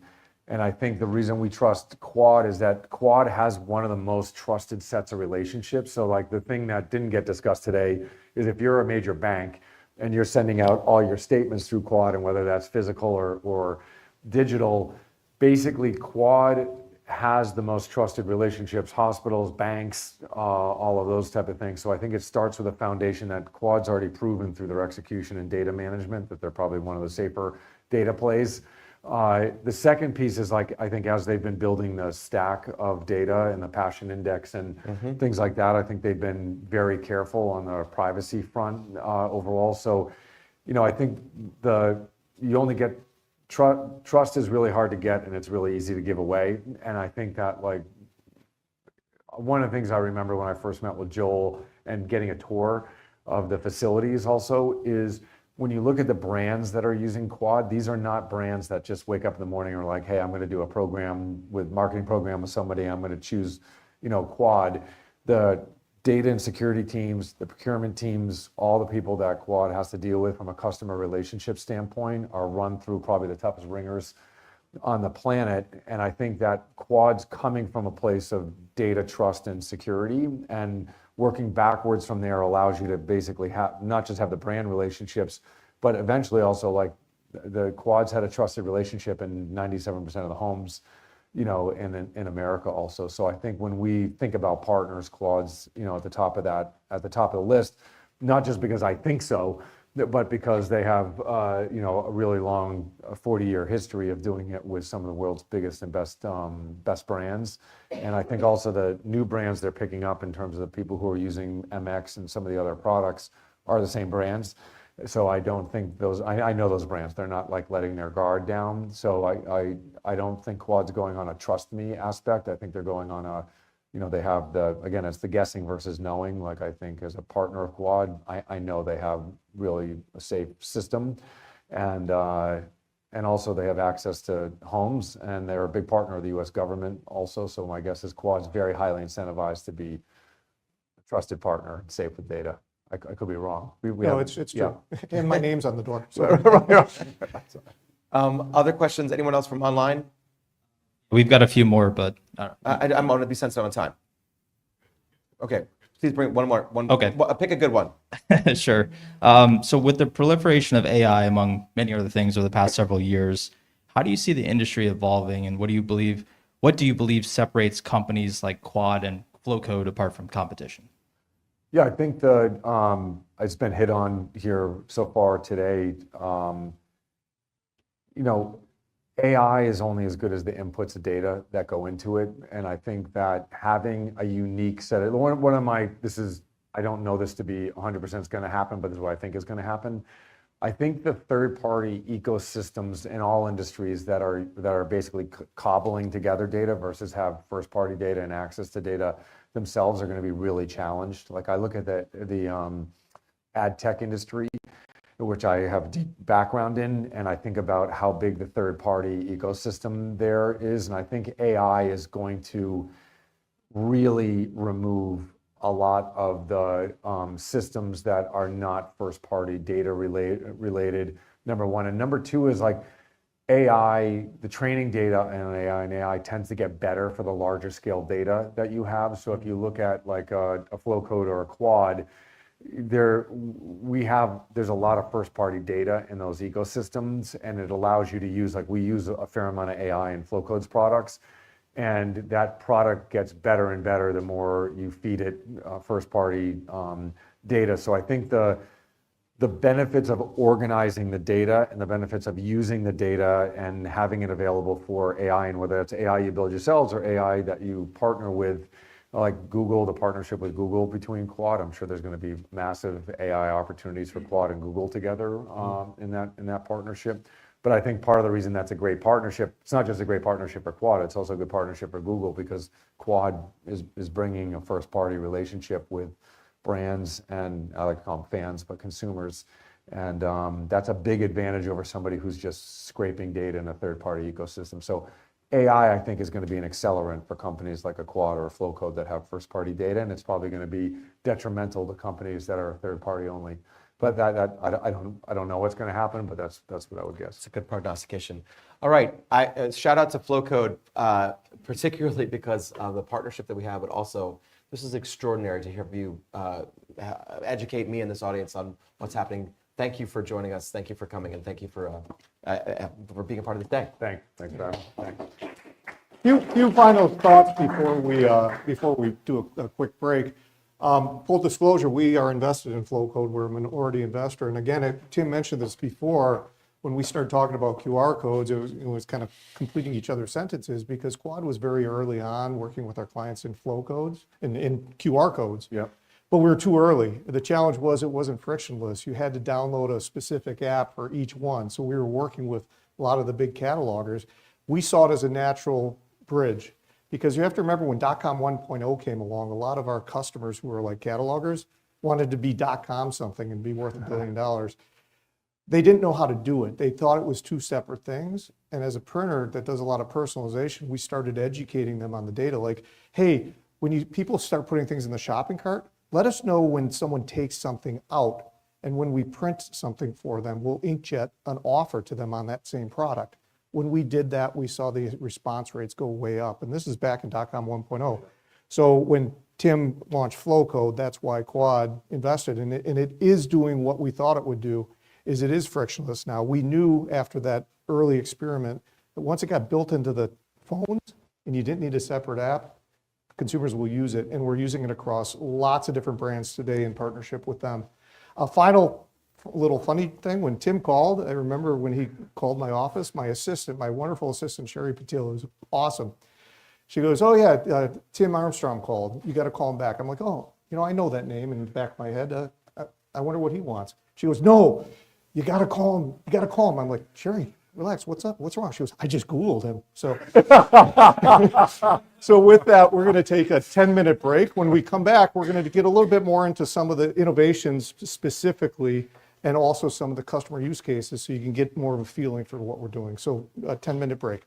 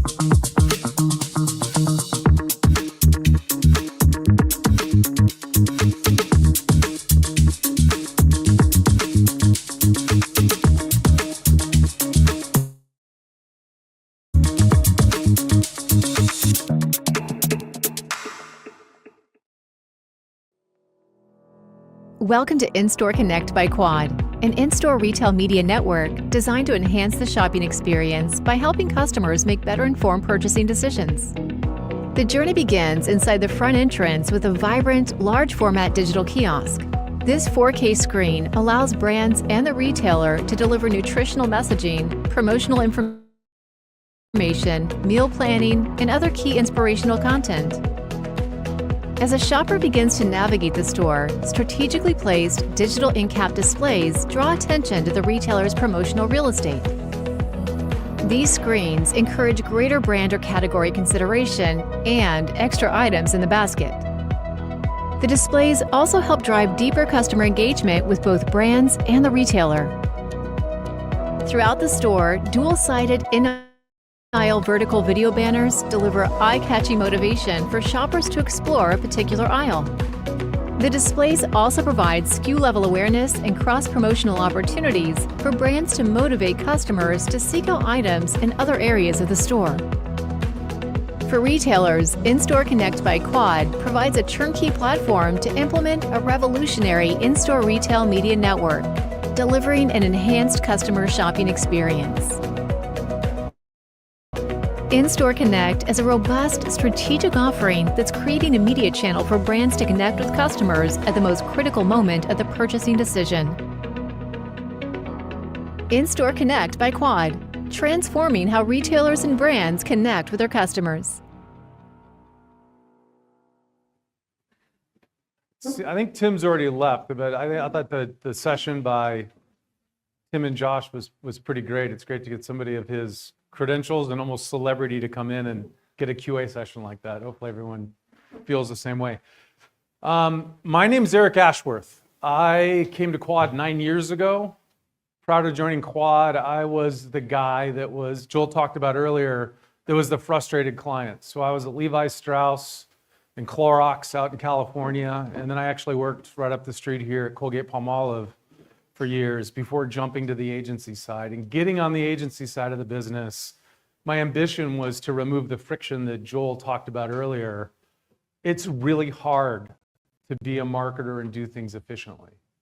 And the MX strategy that we've created and the way that we're going about building the business is very much in service of a better marketing experience for our clients. And being an ex-client, it's right in the core of who I am as we build this. So I met Joel 9 years ago and immediately started thinking about where can we take the offering and how can we grow it. I wore 2 hats. I was, at the time, Joel and I were working on the evolution of the offering. I eventually became president of Quad Agency Solutions, but I'm also executive vice president of market and product strategy. So I'm going to talk more about market and product today, but I'm also wear the hat of running the agency side. So Joshua, with regards to what we're doing with the Rise business, and the other main agency business we have is called Betty, after Joel's mom, is the creative side of the business. So the thing to think about that in the way that Joshua presented today on the media side is we're constantly evolving and innovating the way we bring these offerings to market. We don't really stop. And we've got a fairly traditional innovation process at Quad. That those of you that come to know about the innovation industry, it follows along something that an IDO type model, a traditional stage gate all the way through. But right now we focus on 3 core areas in evolving the offering. First is on content evolution. I'll talk about one of those examples in a second. The second, Joshua hit really hard. It's around data. What do we do to continue to innovate in the data space the way that Joshua and then Tim spoke about? But really it's data towards audiences. So we have a whole work stream that innovates around data and data evolution to audiences. Because at the end of the day, if you can own the audience configuration, then you have a very credible conversation of how you converse with that audience be it online, offline, or in store. And then the last one is media transformation. What's happening in the marketplace, and you're hearing about cookies and you're hearing about the deprecation and everything else, media is in a phase of transformation. The walled gardens did a great job of growing over the years, and that has reached a point where it's getting oversaturated, quite frankly. So think of it, Tim mentioned earlier, direct-to-consumer companies are more quickly hitting a benchmark of oversaturation and audience aggregation online, and it's getting expensive. So they're looking for other ways to grab audiences, which includes coming back offline. So we're seeing a better harmony between online and offline than what happened 5-10 years ago, and that's why Quad's in a perfect position for that. Because we come obviously from offline, but over the last 5-9 years, we've been building our online prowess as well. So it's the combination of those two things. So this innovation process doesn't stop at Quad. We continue to innovate in those 3 core areas that I mentioned earlier. One of them that Josh brought up earlier is what we call 3D commerce. So in the world of content, if you're printing, that's content. And as that evolves, we now have a marketplace that has an insatiable appetite for more and more content, primarily online. But what needs to evolve now is that content needs to be usable across any media form. So when we started investigating what's the maturation and the innovation on the content side, we started thinking about deeply rich, high-resolution content for marketers. And now where this goes with a relationship we have with a company called CoVision out of Italy is we now have the only installation of a high-res 3D piece of equipment that allows you to not only have an asset to use online or offline in high resolution, but you can also do next generation virtual try-ons. So literally take your phone, put it on your shoes, and your shoes are wearing our asset that we scan for our customers. We had the first installation of this in North America. This is innovation.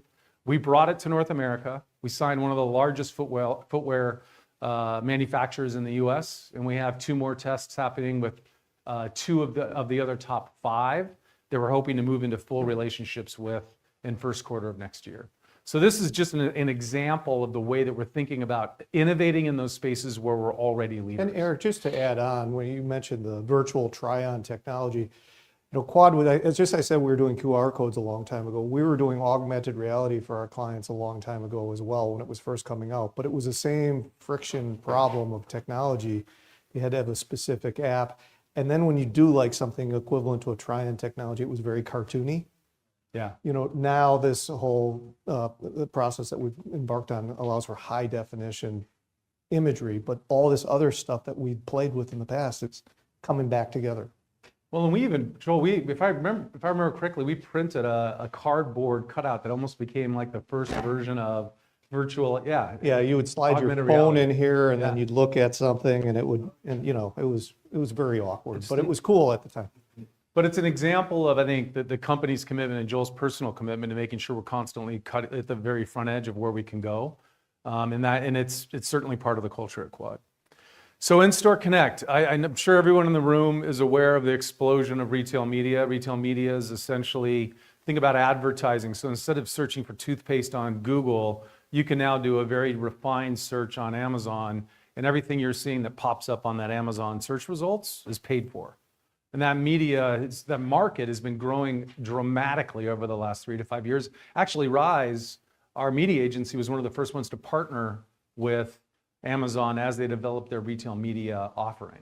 And when it was nascent, Amazon saw some really good success, then Walmart got on board, and the marketplace is continuing to grow. So online, everyone's forecasting north of $100 billion marketplace by 2027. I've heard as high as 175 billion, and I've heard over 250 billion by 29 or 2030. So it's a significant marketplace.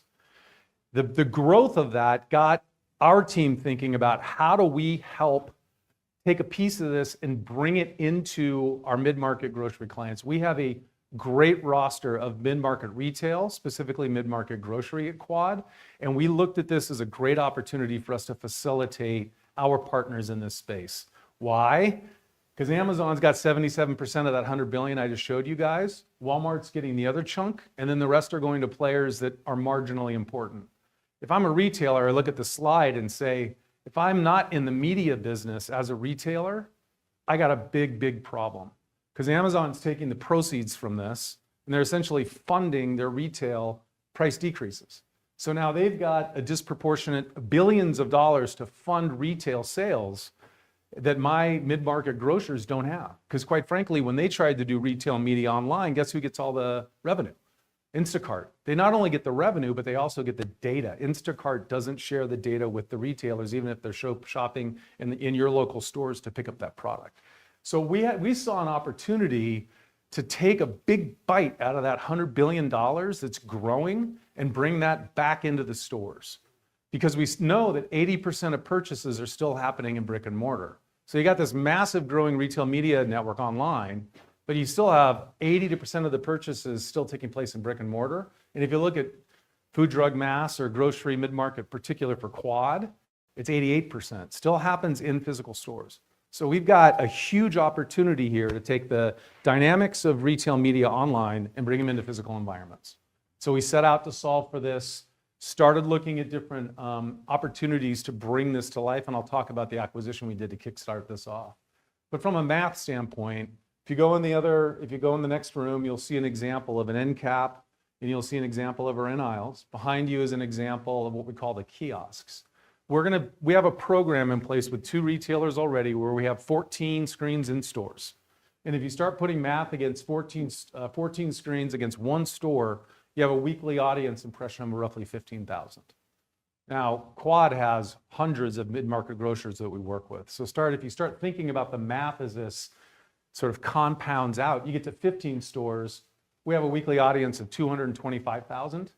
250 stores, we have a weekly audience of 3.7 million. That's more than the local news. So if you think about local markets that are small to mid-size, when we're in 250 stores, which is easy to do in a geography of, say, Sacramento, Nevada, Northern California, it's very easy to get to that size of penetration. And we already have more than the local news. Now, when I was on the brand side, that would start to get my attention. If I can start to advertise in an environment that's highly targeted, I could take it off of my news broadcast media fund, and I'd move it towards more deep funnel in-market spend. That's interesting to me. By the time we get to 800 stores, we're bigger than Monday Night Football. So if I'm a brand, I'm now thinking about, okay, hold on, I'm moving from that 50% of the advertising, I don't really know what happens to it, to deep funnel engagement in a physical shopping environment where people are actually engaging with my product, or seeing my product at least. They can buy it. So this is the compilation of what we're doing. When you hear Quad In-Store Connect, this is it. And the magic in this is that we're talking to Save Mart in California and Nevada. We're working with Homeland in Oklahoma.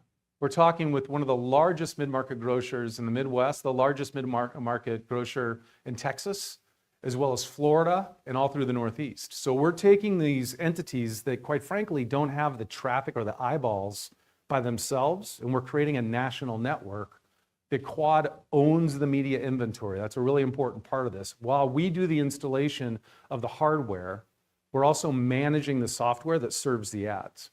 So if somebody wants into this 12 million weekly audience impression network, they've got to go to Quad. And then we sell that back to the consumer packaged goods companies. So very unique offering. I was around when Tim was at Google, and I remember Web 1.0. When you were in that business, it was very easy to get meetings. I haven't had an experience as similar to that as we are now. When we call up a retailer and we want to talk about this, we're always getting the meeting. So it's a really exciting time to not only be in the space, but also have the resources of Quad to deploy it. Now, again, I mentioned earlier, we have great relationships with retail. Here's some examples of them on the left-hand side. And because of Quad packaging and some of the other work we're doing with Betty and with Rise, we're developing a really good profile of consumer packaged goods companies as well. So the nice thing about Quad In-Store Connect is these retailers are now taking us to the CPGs and saying, hey, Procter & Gamble, Kimberly-Clark, SC Johnson, you should be buying inventory on the Quad In-Store Connect because it's helping us move product. And Eric, just I think one thing to point out too is that while we're focused on grocery because it's the most natural, we're actually testing with a few regular retailers as well. Some of this will be just different applications. Yeah. The key to it being when we can build out a network and own that inventory. I'll move through this fairly quickly, but it's essentially what you're doing is taking the traditional marketing funnel that works and moving it into a physical environment. So the kiosk behind you, we hit people with some promotional information as they walk in the store. Hey, maybe I hadn't thought about buying fresh fruit, or maybe I didn't realize that Chips Ahoy had a vanilla flavor. So you start to create some awareness on the way in. You get consideration by doing the end cap execution again in the room next door. Okay, that's interesting. I didn't know I could pair that type of wine with that type of bread. So we can even start doing co-merchandising on these end caps. And then when you get into in aisle, you can be more specific about either a promotional message or some other form to make sure you drive that purchase. So we've essentially replicated the marketing funnel that's really worked well on online retail media, and we're doing it now in the physical store. The other thing to think about this is as people get, and Tim and Josh were talking about this earlier, is people get comfortable with this format and you're willing to give your information, and we're going to be able to put more technology on these screens, we're going to be able to see you traverse the store. So as you traverse the store, we could actually create a proprietary journey for you versus you, because we know who you are as you move through the store, especially if you've given us permission. Some of that's going to come from ID off cameras that we could put in place. Some of it's just by the technology we have to be able to follow your mobile phone through the store. Or loyalty programs that the retailer is doing. Exactly. And that's the ultimate opt-in, because not only do we want to help sell product, but we're also using this network to help our clients get much deeper loyalty subscription, and that's obviously gold for all the retailers.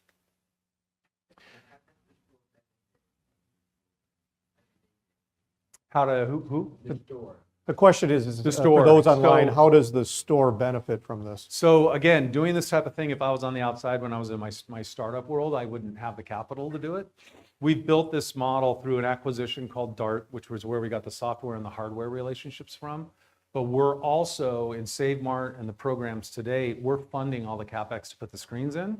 They're getting benefit by a rev share of helping sell that media time to the CPGs. And we're obviously have our own efforts against that as well. As well as doing their promotions like they might do in a coupon or something like that. Yep. So there's a rev share as the media grows, they're getting a percentage of the media dollars. The other thing we've done is partnered closely with most of the mid-market grocers have third-party partners that are handling either their digital circulars or their couponing or their e-com sites. So we're also partnering with those third parties because they can help us develop the relationships with the consumer packaged goods companies to sell the inventory. So while they're selling inventory for the online experience, they're also helping facilitate brokering the inventory sale of the Quad In-Store Connect as well. So multiple fingers moving in to help move the inventory as we get the stores installed. And just you see the flow code there. It's funny how that happens. Imagine also using a flow code when you see a brand to pull up a recipe, for it on the fly as you're buying the ingredients. So the store wins in many different ways. Yeah, and these are very dynamic. So over time, you could do a treasure hunt for kids with the signs. There's lots of different ways we could evolve the media message. It's obviously great for promotions, but there's other way to create stickiness for retailers. Because we're not going to, we'll probably end up selling 70 to 80% of the inventory. 20% of the inventory is another benefit back to the retailer, is we're going to allow the retailer to have that inventory, that remnant inventory, and they can create other cool programs that make Save Mart stand out from a Safeway. So it's going to be pretty dynamic as it evolves. The other key element of this is not only as we develop the media network and we're responsible for selling the inventory, we're also making it really easy for the advertisers to get onto our screens and utilize them the right way. So there is no other agency that does the creative or another production shop that produces the spots. We're doing the entire continuum. So once someone gets into the Quad In-Store Connect network, all they have to do is sign up, give us a brief on what they'd like to see, and we're going to develop the campaign, refine it for our screens, and make sure it's flighted in the proper manner. Oh, and one thing I did mention is that because of the technology relationship that we got through the Dart acquisition, we're able to literally control each screen in each store. So if we want to if I'm a marketer and I'm selling, Gallo's very interested in the network. If I'm wanting to sell wine, of course, in the wine department, but I also want to cross-sell it, say in cheese or in salty snacks, it's an opportunity for me to purchase it separately on a screen-by-screen basis. As we roll out, we're doing what they call vendor days, where they're bringing in their core merchants, and then we have the opportunity to present to them. They're very active. I mentioned one earlier, and there's others that have essentially come to us and said, as soon as you get the inventory, I want to buy a full allowance. You'll see a picture later of a laboratory we created in one of our plants that Dave will show, that is basically a grocery store setup with all the screens. So we bring brands in there, or retailers and brands. It becomes a virtual lab where they're really starting to brainstorm on how this could all work. And this is a lot of the talk right now in retail and in CPG side, is how do you activate the brick and mortar stores? So this is already a topic the industry is talking about. If you were at grocery shop in Vegas this year, it was a lot of the topics that were being discussed. It's gotten so big that NRF, the big National Retail Federation trade show every year, they have a whole day on a Saturday that they just talk about retail media networks and in-store retail media. It's gotten to be that big. People are giving up their set, including we big invoices on the print side. We do a lot of retail flyers for years for grocers and retailers. So big invoices going upstream. We do a lot of content creation for them already. There's a built-in trust factor. A lot of times when the retail insert goes down, here's a silly secret about retail inserts, is they actually work. These are the things that go in your newspaper. It's our biggest declining product line because it's distributed through the newspapers. Grocers, if they could do more, they would. But what we've done for them is switched over to personalized direct mail and other products to offset that. And my point being is back to being the printer originally, big invoices, big trust. And so we're very embedded where they know we can execute across the whole integrated channel, not just put in screens. There's a lot of people just trying to say, I can put in the hardware, slap a screen on the wall, and we'll figure it out. Right. We're actually coming with the solution up front. Including help us sell the inventory. Tamara Pattison has been with us from the beginning, the onset of this concept, when the innovation process sort of kicked it up. But we brought Tamara in. Save Mart was the first store that we did a deployment on earlier in the year. We've run some tests. We're not sharing the results of those tests because, quite frankly, the sample size was pretty small and the results were too good. So we got to get a bigger sample size. But look, I've been in branding and in marketing for a long time. It wasn't what you normally see. So we've got to get a bigger base because the results were that good. We were not only having significant results for a brand that we promoted, but we were seeing category lifts that were beyond what I would normally think of a single brand promotional drive. So we're seeing some significant opportunities here. We just have to get a bigger sample size before we start sharing that up publicly. So Tamara was very involved from the beginning. She worked with us. It was a very sound strategic partnership over time. We also worked very closely with the CEO of Save Mart, Joel. Joel and him have formed a relationship, and we have a very tight match with Save Mart. And ran a campaign, had great results. And I did a quick interview with Tamara a little while back, and we'll share a clip from that, hopefully.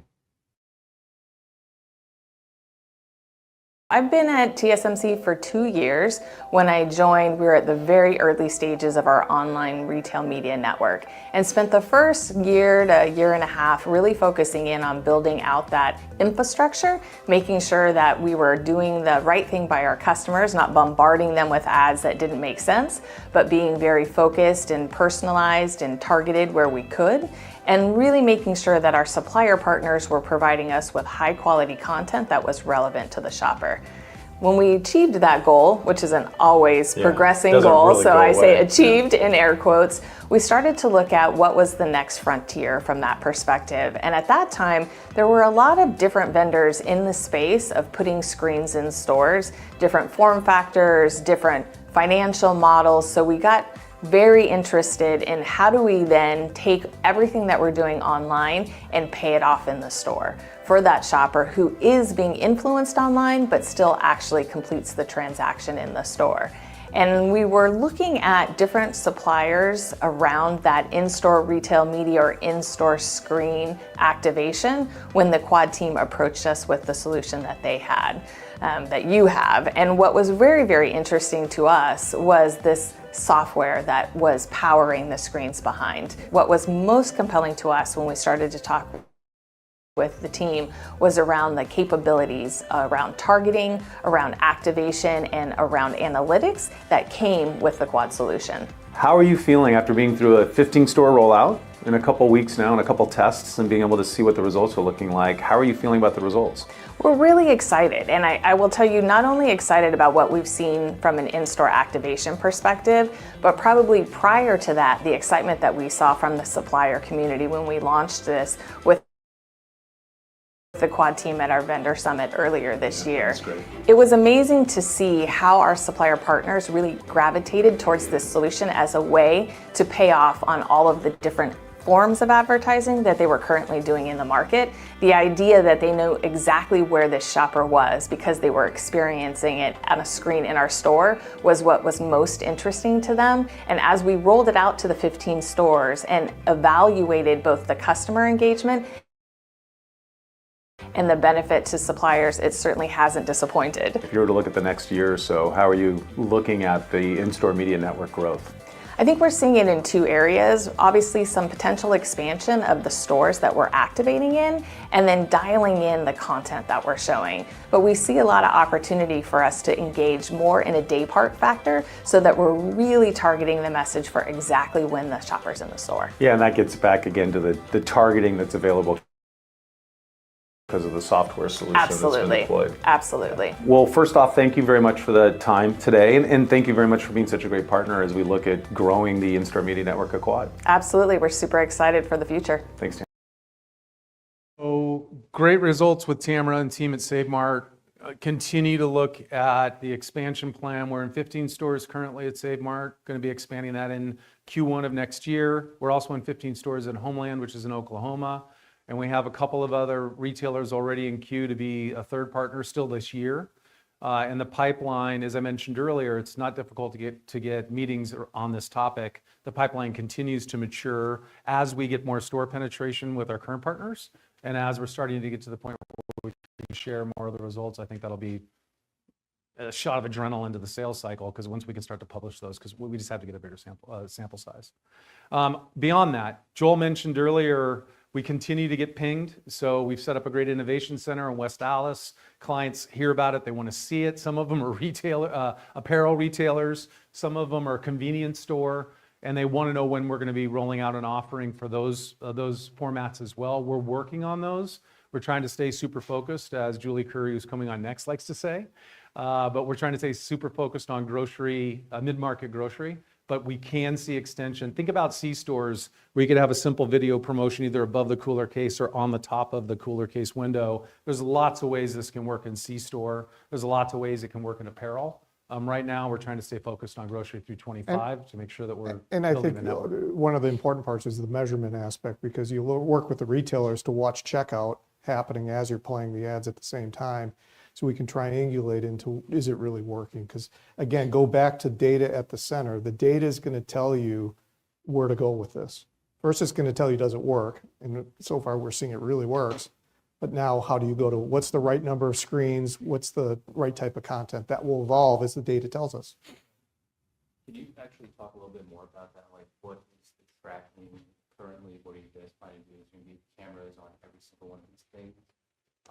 Is there privacy issues? You have the ability to do cameras. That's not what we're doing now. It's actually correlating to what's happening at checkout. You can expand on that. Yeah, we get the T-log data, so a lot of it's just simply the T-log data, and then we're running, I would say, a fairly traditional shopper marketing playbook of, as I mentioned earlier, with the funnel of engagement, and then more promotion, and then you try to get to conversion.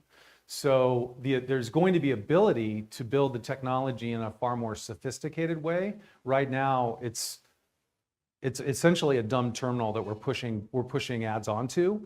We can do phone tracking via the store Wi-Fi, and that's even better for people that have opted into the loyalty program at those stores. But right now, it's simply the existing mobile tracking via Wi-Fi pings. Is that like a cost issue, or is it just you guys don't see value in having camera data? We think we can have a disproportionate market effect without having to get into that level of personal discomfort for a portion of the audience. And we're seeing that in the numbers. Quite frankly, to get the results we're getting, we don't have to have any of that yet. And we're waiting for that to sort itself out. I'm just thinking, like,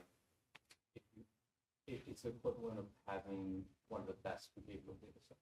Yeah. Yep. Like if you can actually have cameras on these people making purchase decisions, Yep. then But we actually work now where we can actually see your cell phones walking through. So we can actually, we've worked with growers where you see what, okay, take all the cell phones and what is the general traffic pattern?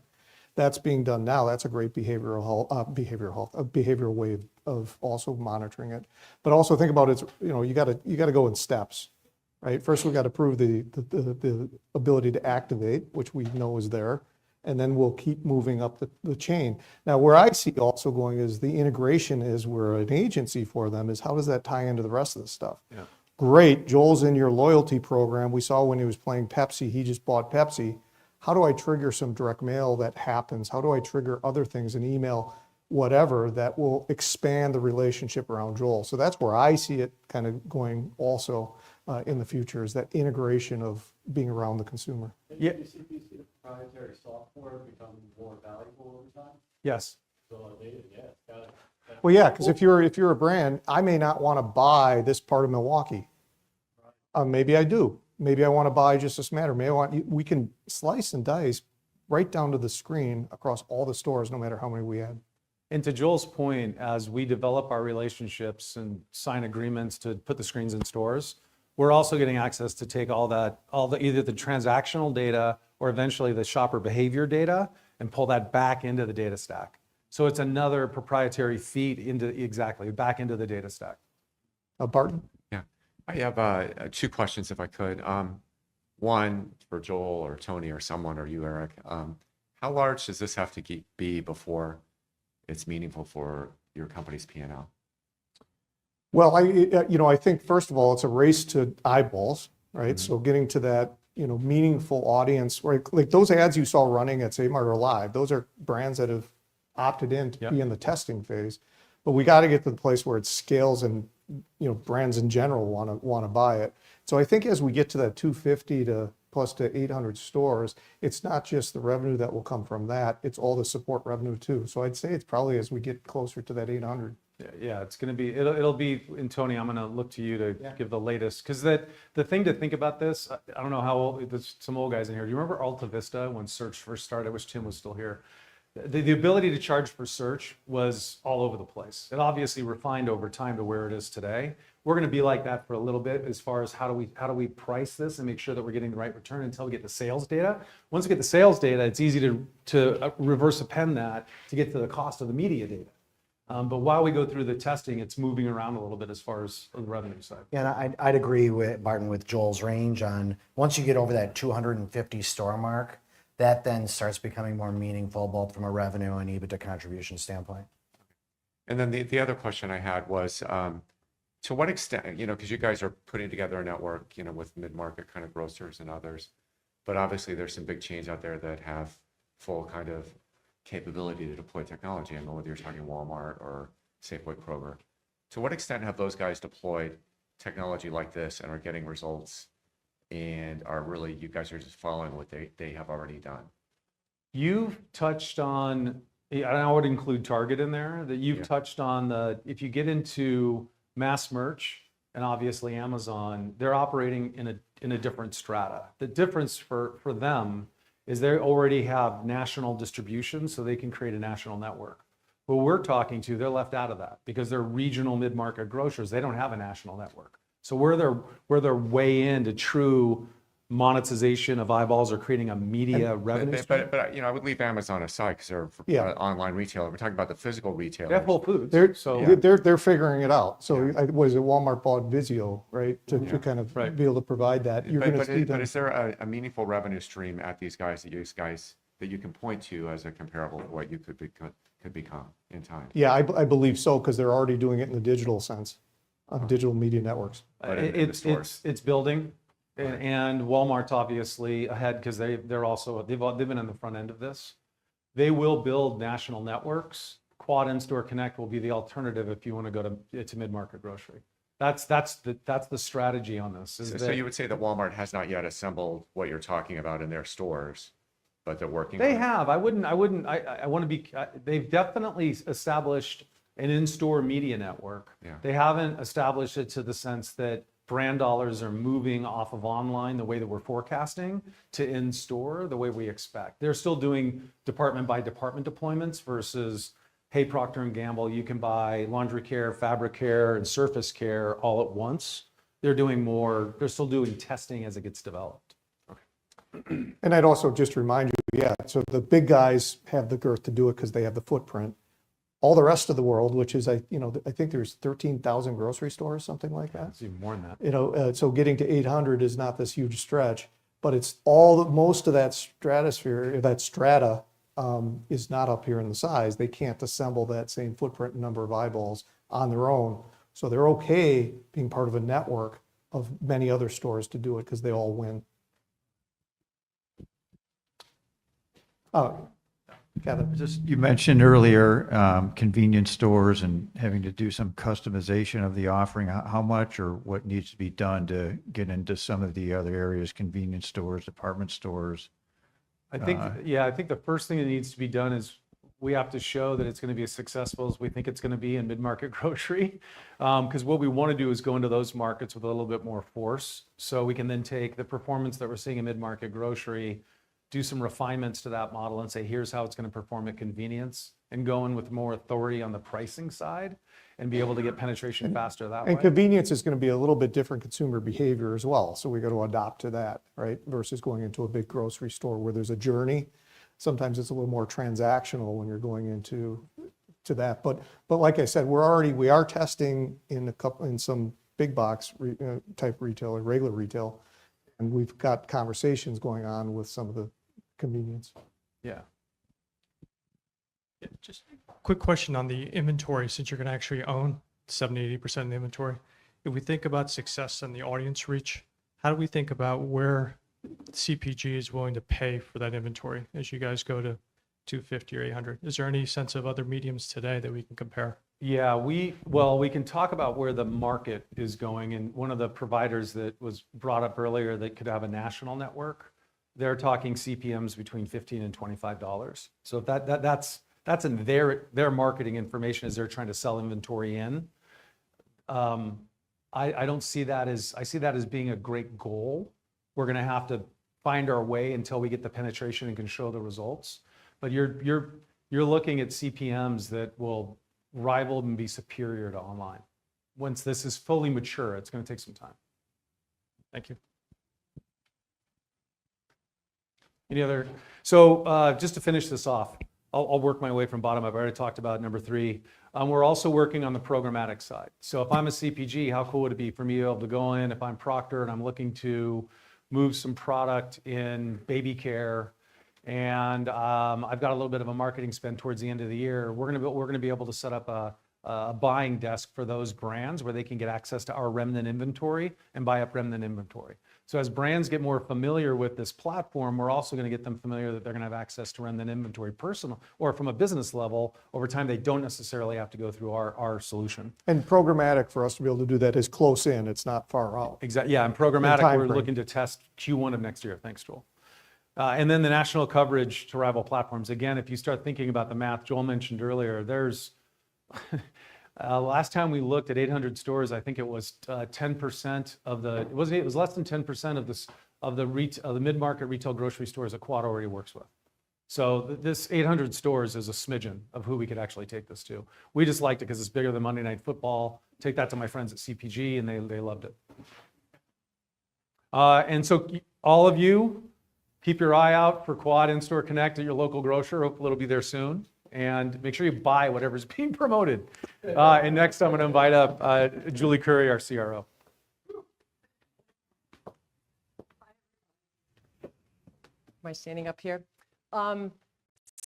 So I have the shortest section, but I think it's going to be your favorite. And it's going to be your favorite because I have the pleasure of being able to take what a marketing experience company that has the breadth and the depth of all the services that you heard us talk about today, how that feels and manifests itself in the shoes of our clients. And so I'm going to talk a couple of client stories here that is going to bring some of this to life. However, you might be asking yourself, Julie, how are you taking a sales organization and getting them excited about and keeping pace with the market changes that are making, being able to digest all of the wonderful services that we are bringing to market. And I'm going to say, my sales organization, first of all, we're super proud of them. But what we're so proud of is that they do complex well. You know, when you think about our origins as a manufacturer, like we love complexity. And as you've heard about today, marketing can be a complex organization, and we love that. So feel confident that our sales organization, our account organization is actually super excited about and energized by how we can begin to transform our client relationships from more historical print relationship into one that is truly solving these marketing problems. So anyway, with that, what I want to do is I'm going to go through just a couple of examples. And these examples are ones that look across the portfolio that you saw earlier today, where we're using intelligence, we're using print production, we're using creative, we're using media. And you're going to see a wrapper of technology that actually makes it the easy button for our customers. So with that getting going as a start. So there are two industries that I'm going to talk about today and two case studies. One of them is around process and one is around personalization. So keep that in mind. So the first industry that we're going to talk about is the mother of all complex industries, which is healthcare. And clearly, not only because of what customer requirements are, but also the complexity that is wrapped around the compliance that has to happen. So we have to be super careful when we're applying solutions in an industry like healthcare. Humana is the customer that I'm going to talk about today. And the thing that is so if you don't know about Humana, Humana is the fourth largest healthcare insurance company in the US. They do about $100 billion of revenue, so no small feat here. But the thing that is most interesting for us and where that's like the sweet spot of Quad's relationship came in with Humana is really based off of this client challenge. I mean, when you think about Humana sitting there from the central marketing organization, remember, always walking in the feet of our marketing clients, they have a brand promise and brand standards that are developed from the center. But their sales organization is actually a network of about 10,000 agents, independent agents, whether they be brokers, whether they be their own Humana agents, or they be independent agents. They're all licensed, but that is Humana's sales organization to go out and sell Humana products into the marketplace. And it's this localization that was the big challenge for their marketing organization. So how does the central organization provide the easy button to those local agents? And that's where Quad came in. So, as I think Joel talked about this earlier, we always start with process. Again, big manufacturing company, big marketing challenge. We always start with how are you doing it today and how can I improve on that as we look to bringing a new solution to them. So in this case, any intake form that starts with a spreadsheet and ends with a spreadsheet is never going to be your friend. And so what we were able to do is to bring an automation to that. And the automation starts with information and data, right? So we can take their CRM data, we can augment it with our market intelligence, and we're able to actually now, again, imagine yourself a local broker sitting in Poughkeepsie and you're trying to sell their products. I can actually provide a tool for you to go in and order the marketing that you want, the engagement that you want with your customers or your potential customers with that easy button. And that's what we've done. So again, a couple of things to remember. We got the information, the data, that's the underpinning of this solution. We have to understand the content that needs to be there at scale. So the versioning of the content has to be there. We have to have media. We're placing media, again, back to the easy button, on all channels. And then we have to wrap technology around it so that the end user has an experience that is, that really it took a workflow that had been it used to take a couple of weeks to a couple of minutes. Again, super exciting. Let me just add on to that. So that, that was a example of technology using the software tool that, to take the intake of information. And that's kind of how we got into it through lean manufacturing. When we were doing our own ERP systems and automating administrative flows internally, the customer was giving us, stuff that was on napkins and spreadsheets. And so we started going upstream like that so we could help automate our own process. But in that process, we help automate their process. And so now you can see the flow, because the output on some of this, like in direct mail, is heavily personalized direct mail.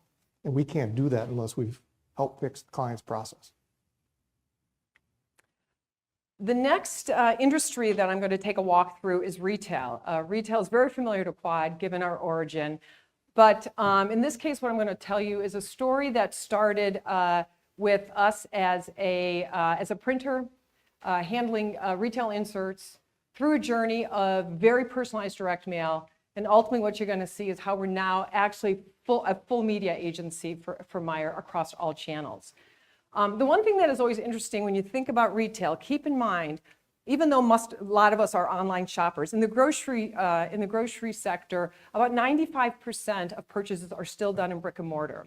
And we, as consumers, go into a store about 1.3 times a week. So if you're a retailer, capturing that shopping trip, and then when I get you in the store, making sure that you fill your basket, your share wallet is predominantly spent in my store, that is a really important KPI. It's a really important kind of success measure relative to these retailers.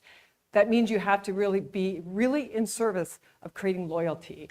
And so that really was at the heart of what our Meijer engagement is all about. You'll be blown away. I think you'll be blown away by the breadth of what we're doing here at Meijer. It really has been a fabulous partnership. If you don't know who Meijer is because you're a little East Coasty, it's a Midwest retailer. They're in 6 geographies. They kind of pioneered the supercenter store in the Midwest, but they have about 500 locations across all their different formats. They do about $24 billion in revenue, so albeit a Midwest and regional retailer, it's a highly important retailer.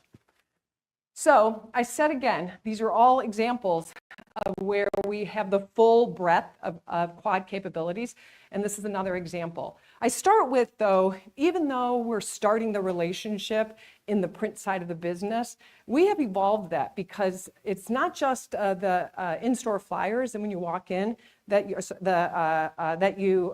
inserts that you walk into a store and see kind of what's on deal.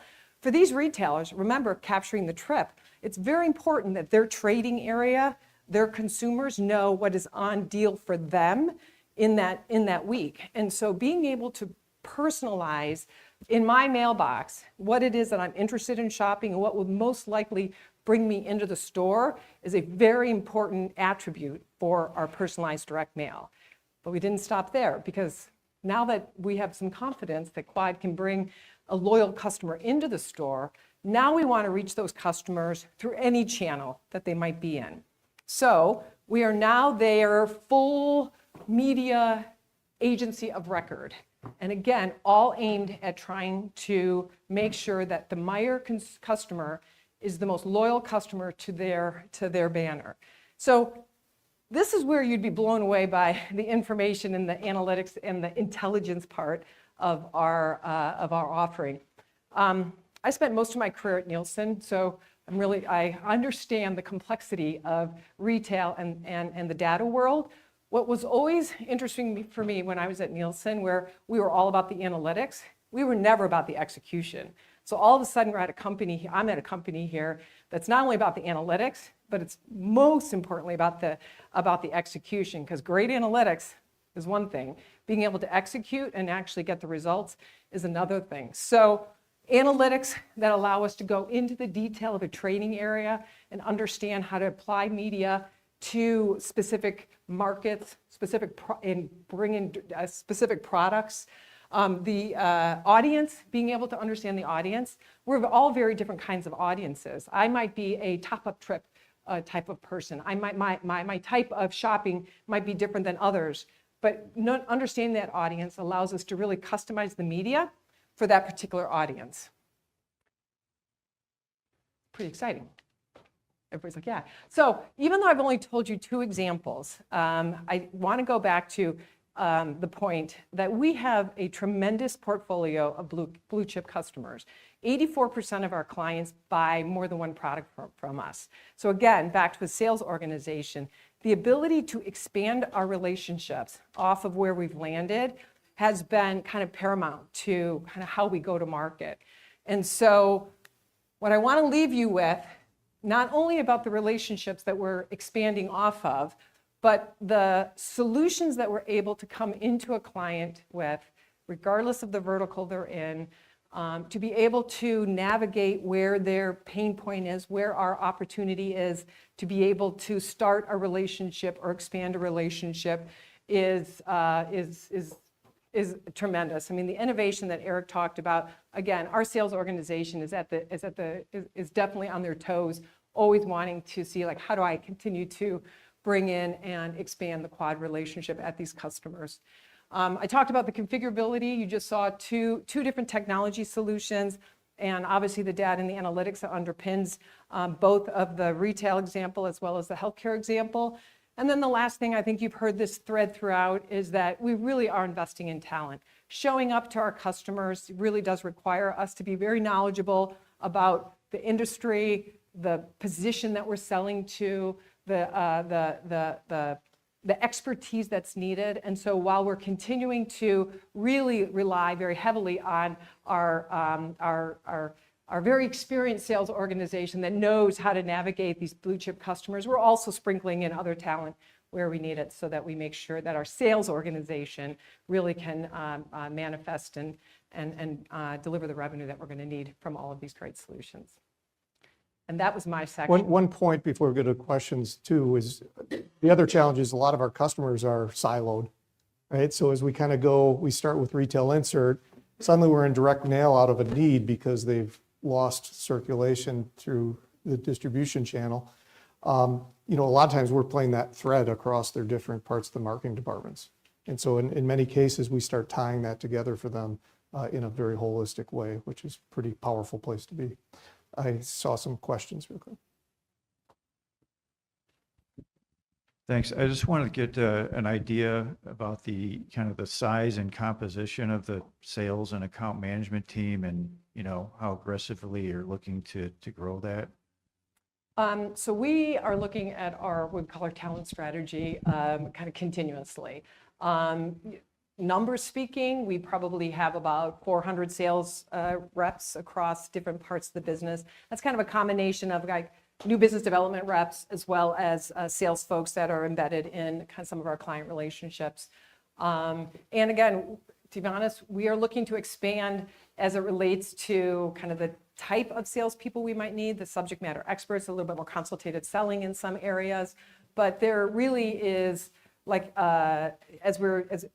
each year, we kind of look at our kind of current mix of sales talent, and we've been, over the last 4 years that I've been here, we've been doing nothing but really investing in and making sure that we have enough firepower. And she's kind of selling herself short because going from a product sales organization to a solution sales organization is a very different deal, right? So you're suddenly, instead of having the flashy salesperson show up and say, let's go have cocktails and decide what you're going to give me, I'm oversimplifying it. It's, hey, tell me what the business problem is. What are your pain points? And then figuring out in our huge tool shed of what tools to pull out. You don't want to go in there and say, this is all that Quad can do, because that will overwhelm them. You got to find out what the problem is. And that's a very different skill set. So we've done a lot of hiring on the outside. We've done a lot of education. Some people can make the switch, some can't. But then in any one of these engagements, the help tree is very broad. So you might, take them into direct mail and you'll pull a direct mail salesperson. And I came from somewhere else as the original salesperson. But at some point you might need some more technical people. So one of the things I don't hear from people coming from the outside is that Quad is resource weak. We're very resource rich, especially as you get into the execution, because we have to get it right. And so there's a lot of support around when we can get that upfront sales group correct. These customers must be pretty sticky after going through all the information to get their problem solved. The question is the customer base is pretty sticky, and I'd say, going back to just being the printer, these were 3 to 5 year contracts. Again, because there's massive things going on And that's the thing. We're not your typical manufacturer where you can just start up and make widgets. We have to wait for them to decide what the marketing plan is. The content has to be manufactured, and then it streams to us. And so the process of content is very sticky because you can't just lift and shift. There's elements that you can do it, but when you talk about a holistic basis, the further up we go, the stickier it is. But we still hold ourselves to a very high performance level. Julie, so I can see with Meyer, you've got them working really smart. From their perspective, also, does this turn in, as you as the agency of record, does this turn into a material value play for them? For them? Yeah. Well, again, I'm not sure exactly what you mean by that. I just want to make sure. By rolling up a lot of the things that you're doing for them versus if they went to Leo Burnett and then they got to piece it together, are we at 0.6 of what that would all cost them? Oh, I wish. Okay, I I wish, don't know. that would. But I would say you have to look at the continuum. So remember, there's a lot of waste in having the breaks in the chain from planning to execution and a lot of time. So I'd say, yes, there's typically, if they don't always share with us, right? Did we save you a lot of cost? Did we save you a lot of time? But anecdotally, they'll typically say, yes, the more we do, the more we can collapse the cycle time and the more we can therefore pull out cost. And in many cases, we're actually then they're starting to outsource parts of their marketing department to us. We have hundreds of people sitting in other people's marketing departments today. Some of the big brand names up there that you'd be surprised at, we have people embedded because of it. And so, there's two ways to look at that. I think also, Ted, that your point around because we had so many different solutions now in play there. I mean, we have to compete and continue to delight all of our customers around not only the collection, but each piece and part. And so I think the team does a really nice job of kind of coming at the client in a way that makes sure that we are continuing to earn the business every year. It's, are we more material now than we were before prior to us becoming their agency of record? Sure, because we have a deeper partnership. But, it just gives us more tools in our toolbox to make sure that we're adding as much value and integrating as much of our solutions so that it does add value for 1 + 1 = 3 at our customers. And we're not touching on everything. So I'd say, based on my last comment, about a third of these brands, we have people on their walls today. About a third of that right there. And then the other thing to note is then even there's a couple up there, I see one in particular, we actually created a studio for them, a content studio to help them with all their in-store branding, design, that's really developing everything. So there's a whole lot of aspects of things that we do for these clients that help create the complexity solution. How is the sales process organized? Most of the customers, you have huge amount of customers. So most of your sales effort is to your existing customers, I imagine. So you have, like at Whole Foods, you have a team of 2 or 3 that manage that account, and then they draw on specialists to come and help sell, new solutions. Yeah, exactly. So our account management structure, Joel touched on that a little bit. You've got an account management structure that is there in order to make sure that we're continuing to delight and deliver on our promises. So that's first and foremost what that group is there to do. Again, our hope is that they're also listening to areas that we can expand into. And then we also have a pretty robust new business development engine as well that we've put in place. You saw a name here earlier, Rachel Weiner, that is just in charge of bringing in new logos. So we do both. So that being said, this is the proverbial cross-selling that everyone says they do and no one does well, right? It's because it's very hard. And I think because we're so embedded in the execution, we're doing well with it.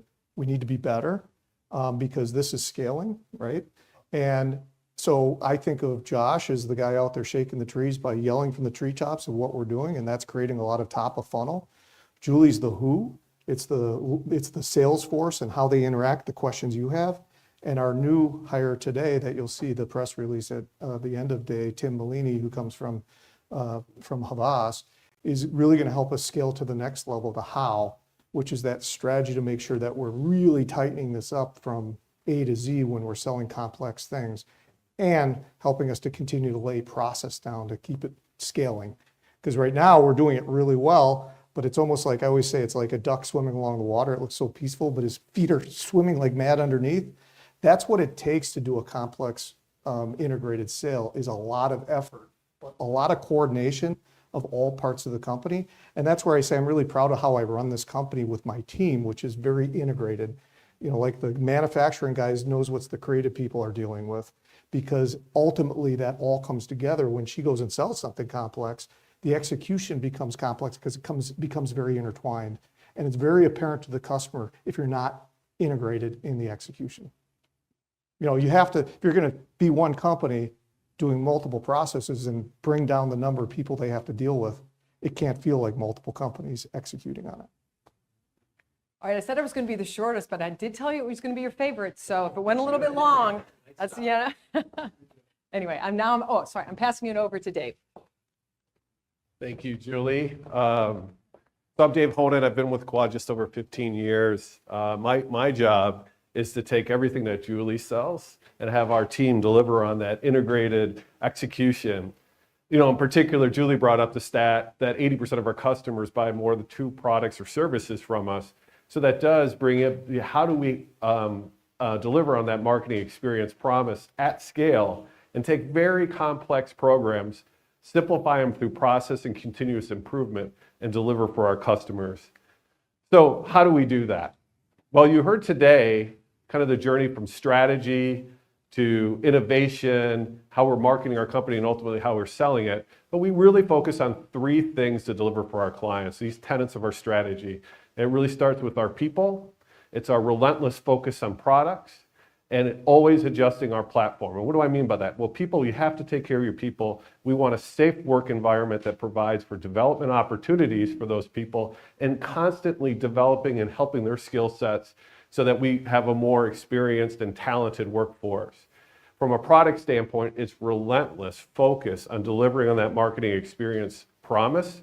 And how do we do that? Well, we make sure that we do things at scale, we simplify it for our clients, but we deliver for them on time, because ultimately, if we can help our clients do things at less cost, it increases their ROIs on their marketing spend. And then finally, on platform, simply, it's also a focus on how do we treat all of our costs as if they're variable, and go after fixed costs so that we can quickly ramp up as volume ramps up, or ramp down if we come into seasonal valleys. And so that's that ability to really flex our costs, despite a significant amount of our costs being fixed. How do we flex those well? And if we do all those things correctly, we drive growth for the company, but also margin enhancement. And I'll talk about that in a little bit. But again, it's the scale that really leads us, and it's our qualifications and being able to deliver and execute on behalf of our clients across multiple products and services that really give us an advantage in the marketplace. From a people standpoint, it's really focusing on safe work environments, optimizing crew schedules. And I'm gonna talk about this from an employee perspective, but also come back to it from a Quad perspective in a little bit. But from an employee perspective, our employees come to us and look for more flexibility in their hours in which they're doing, whether that's on a manufacturing floor or it's delivering services. And so especially in manufacturing, we've been able to align more flexibility into those schedules. And that's the key part what I'll come back to about how do you treat your costs as variable. We also rotate crews across various equipments and experiences in our facilities. Joel early on talked about we have 40 facilities around the world, and that's really key to developing people, getting that stickiness with people and how they develop careers in many of the manufacturing sides and the services sides that we do. And ultimately, if you do all those 3 things well, it gives you a better work environment for the employees. But what's been a game changer for Quad is how we've addressed labor to take advantage of our employees asking for more flexibility, but that also helps Quad because we can ramp up and ramp quickly down by flexing our labor more. What do I mean by flex? That's sometimes employees want overtime, sometimes we can't get enough employees, so we lean into temporary agencies, and sometimes people just don't want to work a full-time schedule, so we have a part-time opportunities for them. So what we've done is we've really focused on how do we flex a little bit more. We've added 10 full points to the hours, so 10 full points to the percentage of the hours that our employees work in flex time. That's huge for us. That's enabled our full-time headcount, which is costly, it's fixed, to come down 37% over the last 2 years. 37%. And that's been really instrumental across other productivity initiatives that the teams have been working on in driving 350 basis point improvement over the last 2 years, 350 basis point improvement in margins for our manufacturing side of the business. And that's despite somewhat lower volumes coming through the platform. Again, relentless pursuit of treating all costs as if they're variable and being able to really flex up and down well with the business. So really proud of what the team has accomplished here over the past 2 years. And I don't think it's done. I think we can continue to drive at this as we go forward. But it's not all about defense. There's some offense I wanted to talk to you about. We talked, Eric went through some innovation that their processes have been working on. But one of the big areas on the manufacturing side is we took an existing facility in West Dallas, Wisconsin. This was primarily a magazine facility and short-run magazines. We were able to consolidate that volume into another plant and open up this space for a different product line. But why would we want to open that up? We have a product line of retail in-store signage that has been growing for us. It was actually a small part of an acquisition we did several years back, under $10 million in revenue. This year it's approaching $100 million in revenue. They were under 4 different roofs, leased facilities, and they needed more space. So we consolidated them under an existing facility and gave them room for growth. But we didn't stop there. We really leaned into how do we want to sell in the retail space? And so we developed and dedicated space to an innovation center in this building. Joel mentioned it before. Our retailers can come in mocked up space. So we have 3 types of mocked up space. We have grocery, we have convenience stores, and we have a department store, or even if they wanted to, big box stores, we can replicate that in this space. What does it do? It allows our customers to test marketing programs ahead of getting to production. For example, in the upper right of this slide, you see a biometric testing going on optically on packaging that happens in this space, in which we bring consumers in and we test our clients' packaging before they go to market with us to see the consumer interact with that. And we'll give them various tests to go through to allow them to see, are you delivering on what you want your consumer to do? We do the same type of things for our in-store signage. The same disciplines apply, and we can use other forms of biometrics and camera and watching what these consumers do in our space. And that saves time for our marketers because after all, they want to make sure what they're doing is going to work, and this helps them execute it at scale coming out of it. So innovation is a key lead for us with a lot of our retailers and marketers in this space. Additionally, I'll point out In-Store Connect. Eric covered a lot of that In-Store Connect business, but you can see this is mocked up in our innovation space. That gives you an example what a grocery location can look like for our customers as they come in to test out their marketing. So really proud of this front-end innovation we've built into this facility. And I won't stop there. The third thing we do is we help fulfill on our production for our customers. Fulfillment and distribution sounds a little bit a boring topic to talk about, but we used to fulfill for our customers across multiple locations. We've been able to put it into one location. But more importantly, for many of our customers, fulfillment is an afterthought. Fulfillment of marketing materials is an afterthought because they can be world-class at distributing consumer products through their retail environment, but oftentimes the marketing team gets frustrated that that same world-class distribution doesn't apply to their in-store signage or doesn't apply to other marketing peripherals that they want to distribute. So we help them do that because we're producing it anyways. We'll store it for them, we'll kit it, and we'll get it out to all the retail locations. So whether it's a Kohl's, 2,000 stores, or if it's a convenience store for 250,000 locations, we can do that fulfillment. And I'll come back to that a little bit because there's been a huge automation incentive that we've done and what we built into our West Dallas plant. Pause there. So back to big invoices, small invoices. You know, we grew that in-store business because we were doing a lot of retail flyers for retailers. Once we acquired that, we didn't know what to do with it. And we're like, whoa, there's a real need here because it's a mess for a lot of our customers and how they do in-store marketing. So we applied process and technology. A good example is one of our, when we were fairly early on, a big retailer we did a lot of work for. They said that in-store is really tough. We came up with technology to manage the content for in-store marketing. And they said, don't you guys do in-store signage? We're like, yeah, it's a fledgling business, but we're growing. They said, can you do it for us? Well, the $1 million for the technology I did turned into $15 million of in-store signage pretty much overnight. And so that's a great example of how we were able to grow that business. And obviously now, because we're also doing a lot of in-store signage for a lot of those brands you saw now, that's why also the in-store media network has been a natural conversation to the next level. Yeah, and in a growing form of print for us, where we can lean into that into the future. Postage, you've heard us talk about postage before. It's a big topic for our marketers who want physical marketing materials and they want that distributed. It represents over 60% of their costs to manufacture marketing materials. So to put that in perspective, when clients will come to us and say, how do we save more on our print costs? We lean into postage because that's 60% of the cost pie for them. And if you can save $1 in postage, it's like saving $5 in manufacturing costs. So it's a big deal not only to us, but to our customers. And what matters with postage is scale. We mail over 6 billion pieces of marketing materials annually. 6 billion. That represents over 10% of the post office's volume for marketing materials and periodicals. So we move a lot of the mail for the post office. And what do I mean by move? Well, a way to save costs for our clients is actually to do a lot of the processing for the United States Post Office. So we can do the processing of that mail and just get it into the post office so they can deliver the last mile. They'll incentivize that with lower postage rates. And that's a way to address and come after postage costs. So for example, we will put together all the printed material for our customers and other customers.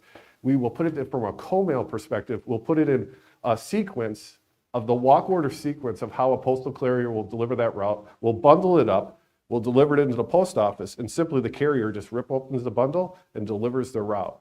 And for that, our clients can save 20 to 30% on their postage costs.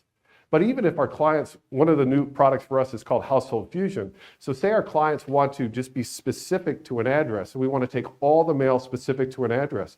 We can bundle that specific to that household and deliver just a bundle, so the postal carrier can just put a bundle into that customer's mailbox.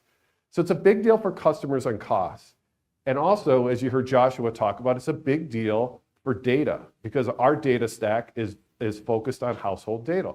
So this allows us to continue to drive improvement in that data as we expand more print because of the ability to help them save money. So it all serves itself virtuously to build out our data stack much more robustly.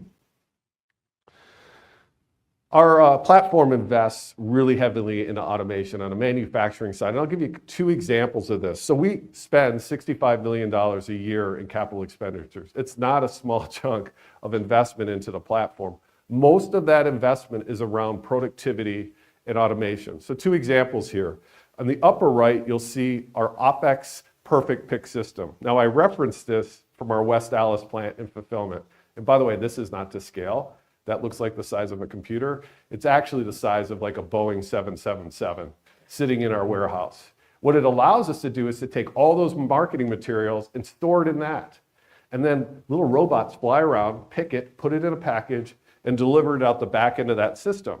And then we can then service our customers at retail locations. So if you've got a convenience store customer that needs particular things to go out to 250,000 locations, this can handle it in an automated manner. So it's really a game changer for us. And what it has done, it's reduced our headcount around fulfillment nearly 2/3. So 2/3 of labor savings and how we pick. And it's increased our quality because our error rate has gone basically down to 0 because of the automation. I do invite you to visit this West Dallas facility. It's really an interesting thing to come and see and understand what Quad's about in terms of execution for our customers. In fact, we'll take you back to this OPEX system and you'll be mesmerized by watching the robots work. The final thing I'll mention is we, over the last 5 years, have invested heavily into the next technology of printing. The man roll 4x8 press is a wider, faster, more labor efficient press. It also allows us to run shorter lengths and change over jobs much more quickly. The result is this press is nearly 3 times more efficient than its previous press it was replacing. And for Quad, we've always invested ahead of the curve for this. It also leads to a 36% reduction in headcount for us. So really a game changer. The last two we put in, one was in our Mexico market to really increase capacity because that's been a lot of growth for us in Mexico, and I'll come back to that in a little bit. And the other is in our Hartford facility that now has 3 of these stacked right next to each other. And so back to the history of Quad, I mean, one of the things that really set us up well to be the consolidator of the printing industry was this methodology. We never stopped investing in better efficiency. And later, when you get to the later 90s, early 2000s, a lot of the industry just stopped investing in the platform. And then print got disrupted. But we had the best, most efficient platform by far. We were number 3, a distant number 3 at 1.8 billion. The number 2 asked us to acquire them. We did, and then did several more. And today we're in the areas we compete number 1. But that's because you never, when you're the low cost producer, it's hard to fight against you. And it takes a long time. And we had to deal with pricing declines during that period, but we made it through the other end. And so we still, even though print's been disrupted, my point before, and you'll see it when we talk about top line sales and where that's going, we've had some pressure on that. It's a lot about the tale of two cities. With retail inserts, a very important product line for our customers, but it's double-digit decline because of its carrier. We're not getting out of that because our customers need it. And because we do that for our customers, it helps us expand what we do for our customers on the other side. And so, but this investment strategy has been very important. In the old days when we were going greenfield, we were buying a lot of those big presses, which was huge CapEx. Most of what we do, we do that where it makes sense. Most of it is continued automation, which is lower CapEx, but high labor takeout. I hope that's helpful. Yeah, thanks, Joel. So the other ways we've been addressing fixed costs is really looking at addressing excess capacity. And our goal here is to utilize as much of our capacity as we can. And so over the years, we've consolidated our footprint into our most productive plants. And to Joel's point, the investment in technology, the investment in automation has been geared to mostly plants that will ultimately receive more and more volume as we take out excess capacity across the board. An example of that was our Saratoga Springs plant in New York, where we closed that earlier this spring. And then later in the third quarter, we're able to sell that to a great buyer who's going to use that facility and actually employs a lot of our former employees. So we're really happy about that. But within a year, we were able to close that plant, bring it into our Wisconsin platform, mega platform. It has all that automation and investment that we just went through, and sell the facility, use those proceeds to redeploy capital back into the business or pay down debt or distribute it to our shareholders, as Tony's going to walk through in a little bit. But a really success story. We continue to do that. It's been a big part of how we brought down our debt over the last several years. We have 4 other closed facilities that are for sale that were done recently at the beginning of the year for us as we continue to drive out fixed costs and move that into our mega plant. And you'll hear the term mega plant once in a while at Quad. Those are plants well over 1 million square feet where this investment has been going into. We have 9 remaining owned plants representing 9 million square feet of manufacturing power for Quad. We've also focused internationally. We recently announced the sale of our European print manufacturing operations. So that was about focusing on print manufacturing in the Americas, North America, South America, and really just exiting the European market. We expect that will be completed by the end of the year. And let me be clear, when I say the European market, that's for printing and manufacturing printed products, not for selling them. So we still have the ability to sell for our clients globally through managing and procuring those services for them. We also have services that are still present in Europe and in Asia, which we perform for our clients. We just decided from a print manufacturing standpoint, it was a good time to focus on North America. Additionally, the other thing I'll just point out internationally is I referenced it before, is Mexico. With clients in COVID experiencing supply chain disruption, the nearshoring strategy started to happen for a lot of U.S. companies as they wanted to source their products closer to the U.S. market, but still have the advantage of a low-cost country from a labor standpoint. In addition, there's been continued worries about tariffs, et cetera, for Asia. And so we continue to see growth in our Mexican operations as those nearshoring strategies are occurring. We've seen this particularly in the book publication market. When I mention books, it's more of educational workbooks. These are the workbooks that students will use. They'll consume it during the year. They'll tear pages out, fill those out. And so every year these get replenished. It's a wonderful business, and it's a business that has really nearshored from Asia into Mexico for us. It has allowed us to go from basically no exports 3 years ago from Mexico to the US to now almost 50% of the Mexican business is exported into the US as an alternative to Asian supply chains coming in. So it's been wonderful. And so the reason I reference it is one of those 4x8 massively efficient presses was put into Mexico to expand their capacity to take on more of this work. So Mexico's been a huge success story for us internationally. So just in summary, I mean, we continue to lean into our three staples and pieces of our strategy. We're starting with people because we can't execute any of this integrated marketing experience without great people in our facilities. I'm really proud of what our team does to build and develop people skills throughout our manufacturing operations and our service operations. If we can take those great people and produce great products and services that drive efficient delivery for our customers and increase their ROI, we'll win all day long. And so that integration that Julie was referencing is really key to what we focus on moving forward, to seamlessly integrate so a client is just basically pushing a button for us moving forward and we can deliver well for them. And then ultimately the platform.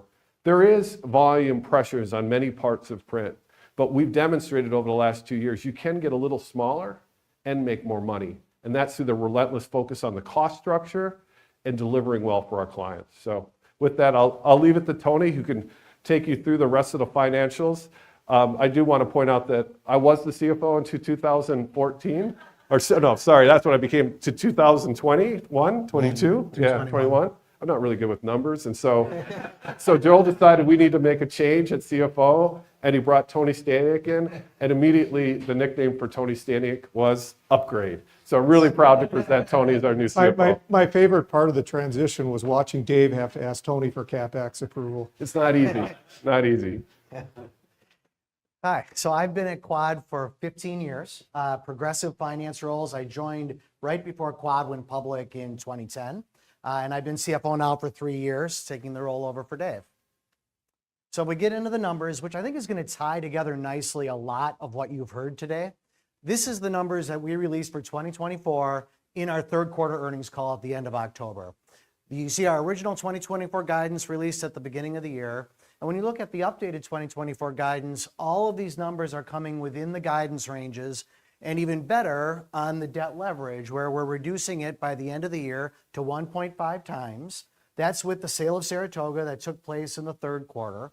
It's also with the pending sale of the European operations. So we're working through the closing conditions on that, but assuming that closes, we're on track for 1.5 leverage at the end of the year. We'll talk a lot more about debt during this presentation. On the sales side, so 5 to 9% declines what we came into the year with. We're now guiding to approximately 9%, so the higher end of decline in that range. The first half of the year was a little slower for us. There was some carryover impact from postal increases. You've heard a lot about postal. There was a big one in July 2023, also one in January 2024. That impacted volumes down a little bit more than we expected. Also, interest rates being higher has corresponded to less direct mail volume than we expected. And the other thing that I'll talk about with revenue is that at the beginning of the year, we lost a large grocer that we talked about in all our quarterly earnings calls. That's about 3% of revenue. So we don't lose customers often like that. If you would take that out, we'd be at more of a 6% decline this year. But still, with that revenue decline, due to the higher productivity that Dave talked about with all the investments in automation that we've made and cost-saving moves, we're still guiding to an adjusted EBITDA range and a free cash flow range that are centered around the midpoint of the original guidance. $225 million of EBITDA, $60 million of free cash flow. So really proud of that. That's corresponding to increased adjusted EBITDA margin. So while a smaller business, a more profitable business.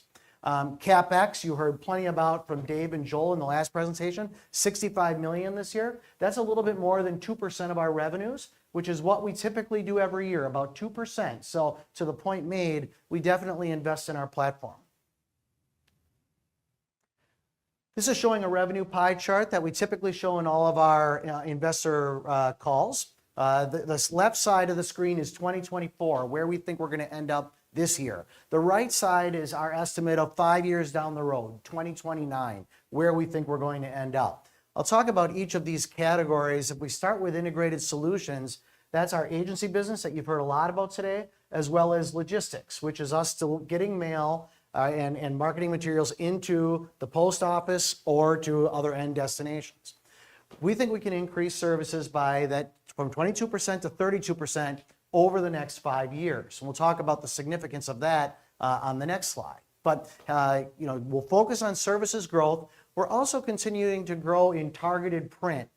Catalogs and direct mail are very targeted to individual consumers. You heard Tim Armstrong talk about that earlier, how they're customized and can resonate and be more sticky with customers that way. Packaging and in-store signage, also growth areas for us. So we expect more growth in targeted print. If I keep working around the circle, large-scale print, that's where we're seeing the largest organic decline. Retail inserts, we've talked about, right? Joel talked about how the newspapers, less ability to get those coupons to people, even though grocers like them. Magazines, also an area of decline, but primarily that retail inserts area, where you see that going from 23% of our revenue now to 11% in 5 years. So we'll keep managing our platform accordingly. And then international print, the left side of the screen, 2024, still includes our European operations in it, as we have those operations this year. That's about 5% of our revenue. So if you back that out, it'd be about 8% for Latin America. We expect to grow in Latin America to 10% of our revenue by 2029. Now, the right side of that screen, 2029, I'm going to pull forward to the next slide. So same pie chart here for 2029, but now we've added the long-term margin profiles to it. And this is accepting certain corporate expenses that aren't in here. But when you look at the business units, integrated solutions, which is the area, just to remind you from the last slide, that's going from 22% to we think 32%. That's going to be our highest long-term margin area at 15 to 20% adjusted EBITDA margin, with strong margins in agency that you can see in other creative firms that we compete against, as well as our logistics offering. As we then make our way around the circle, both 10 to 15% in the targeted print and the international print, and large-scale print, 8 to 10% will be the most challenged over time when you look from the long term, but Dave and his team have been doing outstanding work to maintain that profitability and cash for the business. With all of that, we think we can increase our adjusted EBITDA by at least 100 basis points in a 3-year time frame, right? So we're at about 8.4% adjusted EBITDA margin today. We're looking to get to 9.4% or more, about 3 years out. And we'll come back to that again a little bit later. Long-term goal is to get to low double-digit adjusted EBITDA margin. So we're going to continue to focus on profitability in this business. There are some external drivers that impact things. We talked about postal. We talked about the interest rates and how that impacts our volumes. We're watching tariffs now as well with the election. That could be a factor for us. We do export printed product from Mexico into the United States. We also get some of the materials for the printing process from international locations. So we're going to watch closely that tariff volume and think about how we have to adjust pricing accordingly. We're a strong cash generator. It's always been part of our story. The chart on the right side of the screen shows since basically COVID or the beginning of 2020 that we've generated over $830 million of cash. The light blue is free cash flow, pretty typical definition of free cash flow, cash from operating activities minus CapEx. And then asset sales that Dave talked about earlier, like Saratoga this year. At times, it also includes sale leasebacks. We did a couple in 2021. We'll continue to look at that based on the cap rates. And it can include divestitures of non-core parts of our business. In 2021, we divested of a small part of our logistics business called Quad Express. This year, that $114 million number is including that potential sale of the Poland, our European operations. We think we're going to be able to increase free cash flow generation to 35% in a 3-year time frame. So the drivers down below explain that. One, we're planning on increased profitability, but then also when you look at the walk from adjusted EBITDA to free cash flow, 3 big things that impact that. CapEx requirements, which we're going to continue to focus on that 2% of revenue, But then we expect to have lower restructuring costs with where we're seeing consolidation in the future, as well as interest expense with all the debt pay down that we've done. We'll talk about that in a future slide, and decreasing interest rates that will provide a benefit year over year in the free cash flow profile. On the cash taxes side, we are utilizing some NOLs and credits to be able to lower cash tax payments. At some point, with increasing profitability, those will run out, but of course, we'll have increasing profitability, so that'll be the plus. So strong cash generator, as you see on the right. Oh, wait, one more, missed one point. The one bullet point about our real estate profile, real estate portfolio. So we own a bunch of plants. Dave's slide talked about 9 manufacturing facilities. We own other warehouses and items beyond that. We think that the value of that at current cap rates is at least $250 million, right? So it provides further opportunities for sale leasebacks or other proceeds in the future.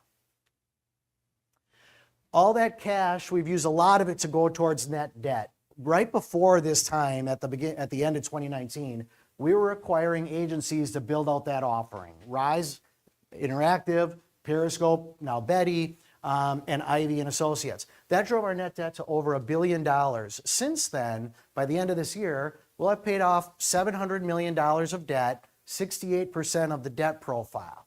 And with that, one thing we're announcing today as part of this Investor Day is that we're lowering our long-term targeted debt leverage range from 1.75 to 2.25 down to 1.5 to 2. Again, we think we're going to be at 1.5 at the end of this year, given the Poland sale. We may operate outside of that range at certain times if there's a particular investment opportunity or M&A, could cause that. Also, we're a very seasonal business in our cash flow. We do a lot of the print in the third quarter and early fourth quarter. We collect that by the end of the year. So leverage will go up with working capital during the year, and then sharp decline in the fourth quarter. So when you kind of think about that 1.5 to 2 leverage range, think about kind of our year-end guideposts. And as you can see on the right, that steady reduction down in leverage. I'm super proud of this and what the team has done here, because think about being in an industry where we have decline yet, but also, changing what we are. And someone told me there was a pandemic in here where people literally stopped marketing for a time. And so the ability to kind of power through that and how we've managed this has been part of a long-term plan we had as we were consolidating the industry. And it's played out how we sort of planned years and years ago. With the debt pay down and the great relationships we have with the banks, kind of a who's who of banks that you see at the bottom, we recently refinanced our debt. We always remain aware of when there's opportunities in the market and with the banks to be able to refinance that debt. We were a couple of years out. The bank said this is a good time. We took advantage of that. So we've been able to extend our $690 million term loan A and revolving credit agreement out through 2029. We have now as you can see on the right, a low manageable amortization profile. The light blues are the annual amortization, and the maturity in 2029 of the 193 remaining on the term loan and the revolver. Of course, we'll look to refinance before we get to that point, but that's how the current leads. So it gives us a lot of flexibility to consider what we can do for growth, what we can do returning capital to shareholders. And this last bullet point, I want to make sure to make a point that go beyond what I typically say during the earnings calls. We always talk about how we have, roughly speaking, a 60% floating rate debt, 40% fixed. The term loan A and the revolver are floating, a variable rate debt, but we use derivatives, interest rate hedges and swaps and collars to be able to reduce the exposure on that and kind of cap the risk on it. We have $150 million of collars right now that goes against this debt. What that means is as rates decrease, which everyone's expecting, our rate will float down with that more than the 60% to 40% ratio, because our collars allow for SOFR to go all the way down to 2%. Right now, the 1 month SOFR is about 4.6, so quite a bit of room. And we're going to see our interest rate move down with that throughout the way here as rates decrease. And that interest rate, based on people are closer into who compete with us, it's a very different story of what has been done with that. Right. So what are we going to do with our cash? So if I start in the middle with that debt reduction, again, we've been on this multi-year debt reduction journey. We're happy with getting to 1.5 times leverage. So we're now focusing on maintaining that low debt leverage, right? And that versus kind of our previous wording of primary drive down debt, that's where we're going to focus. Now we can maintain that low debt leverage, and we can do more in thinking about growth investments, which can take multiple forms. That can be adding talent, that can be more CapEx, like screens for In-Store Connect. That could be small M&A, like when we acquired Dart at the end of last year. Shareholder returns, an area that we're focusing on. From a dividend perspective, we reinstated the dividend this year. It's 5 cents per quarter, 20 cents per year. That's a little under a 3% yield at today's stock price. So strong yielding shares. And then share buybacks. Over the past 3 years, we've repurchased 11% of our shares. We continue to keep an eye on share buybacks. So far this year, we have not repurchased any as we've been focused on debt. But again, share buybacks, we're going to continue to watch for the right times to buy back shares. This is a little bit about long-term outlook, numbers that we kind of haven't talked about before, or directional that we have not talked about previously. When we think about net sales, a question we frequently get asked is, when will it grow, right? And so we're saying in a 3-year outlook, we're expecting that net sales inflection point as you continue to scale. We continue to scale agency. We're going to grow that Latin American operation, and we're also going to grow in targeted print. And that will exceed, at that point, the decline or the organic decline in the large-scale business. And we're focused on being long-term net sales growth. Adjusted EBITDA margin, we're going to get more profitable at the same time. Again, at least 100 basis points, 3 years out. Long-term double-digit adjusted EBITDA margin going forward. We also will improve cash flow as interest continues to reduce. Restructuring costs continue to reduce. We think we can get to 40% free cash flow conversion. And lastly, we already talked about the leverage being at 1.5 to 2. One of the things that talk about the growth side of the inflection point, I call it the flip. When is the flip going to happen from dealing with decline total revenue to growth? The challenge there is, you think about we're very good at managing the natural organic decline. One big thing that happened to us in the last 2 years, which I would call is unnatural, is what the post office did. So the Postmaster General, who's there now, embarked on the Deliver for America plan to try and fix the post office, and his plan defied logic. He's increased postal rates by 50% in the last couple of years alone, and it's our customer's biggest cost. Now that was supposed to work, and they'd be in a much better position now, but they just announced they lost $9 billion. Because the problem is when your biggest cost for a marketer, think back to what I said, they supply us names that are prospective names that they rent, and then customer names. They'll keep mailing to the customers. When they have a big hit in their biggest cost, they quickly pull back on the prospecting side, and that impacts our volumes pretty quickly. So that pushed, I would have called this earlier if we didn't have that big organic unnatural decline happen. It does speak to our strength in co-mailing, and it's hurting a lot of the smaller competitors a lot more, but it's still unhealthy for the industry. However, we're very good at offsetting that. So that's where that Postal Fusion product came up. And so we're doing a lot of things to manage that. And obviously the other thing Tony just stepped on in the 224 is we have a $100 million client that we parted ways with. Right. And so my closing slide, why might you consider investing in Quad? We think we have a unique, one-of-a-kind integrated platform. Right? So you work with other ad agencies. Tad, you had this point a little bit earlier. You might go to 15 subcontractors to get your campaign delivered, right? 15 different things that have to be coordinated. We all have that all in one shop. Our clients like that. 2,700 existing clients that now are used to us from the print world that we can expand what we sell to them. 2,700 clients, also an advantage because we have low customer concentration, no one larger than 3%. Transformation momentum, new clients coming on, some new just straight into the agency, and then they learn we have print. So exciting to see that area. And then the last two you heard about from me, strong cash generation that gives us what we think is an industry-leading financial foundation, the flexibility to be able to invest, give money back to shareholders, and keep our debt low. All right. On to Joel. Okay, so we're right at the tail end here before we'll do open Q&A. But, I hope that kind of going through this whole thing, that this chart makes a little more sense. But again, what we're doing and how we're playing, regardless of where we came from originally, is helping to solve the marketer's needs. It's the right product in front of the right person at the right price, the right time, and in the right channels. A very complicated ecosystem that we believe, because of all the things we talked about, are doing a great job for existing clients, but also future new clients on why they should want to come with Quad. So we're very excited about the offering, how it's evolved, and how we've navigated this industry as a whole. And I'm just super proud of our team. And so with that, we'll open up for Q&A. I'll have my team just sort of come up here so that the appropriate people can answer any questions. And we have a mic runner and we have questions online. Do you want to start with one online? Yes. Sure, I'll start with one online. Guys, fantastic presentation today. A lot of interesting stuff.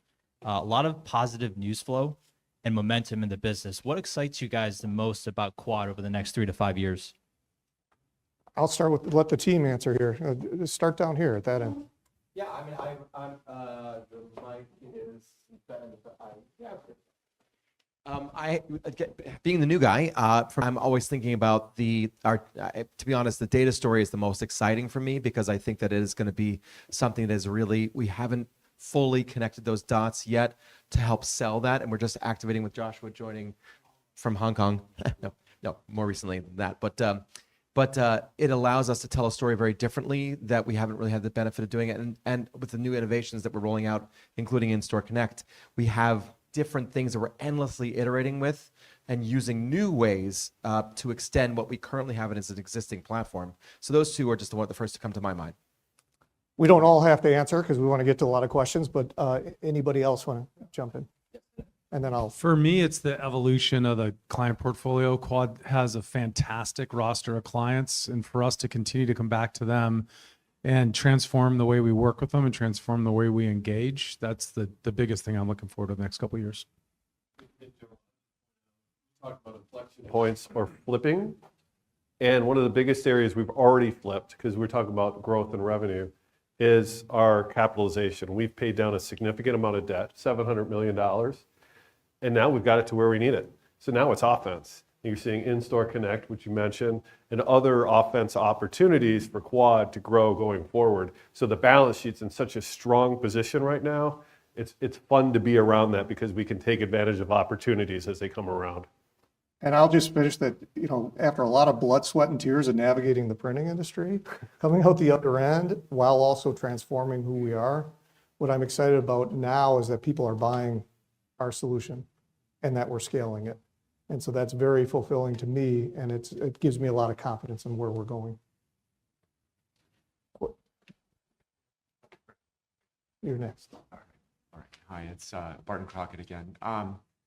Tony, I was wondering if you could walk through a little bit more of the bridge from 9% revenue decline this year to revenue growth at some point in the future. It seems like you were leaning meaningfully on Latin America, which I haven't heard you talk a lot about before, but just kind of give me the build. What are the biggest bricks that need to fall into place for that to turn? Yeah, I think agency and integrated solutions is the biggest component. Targeted print 2, and then Mexico and Latin America 3. It's also a component, Barton, of the math that as the dollars get smaller in large scale print, even if you take out the same percentage decline, it's not as big of a dollar impact as it was when it was a bigger business. So it's the combined math of that. Okay.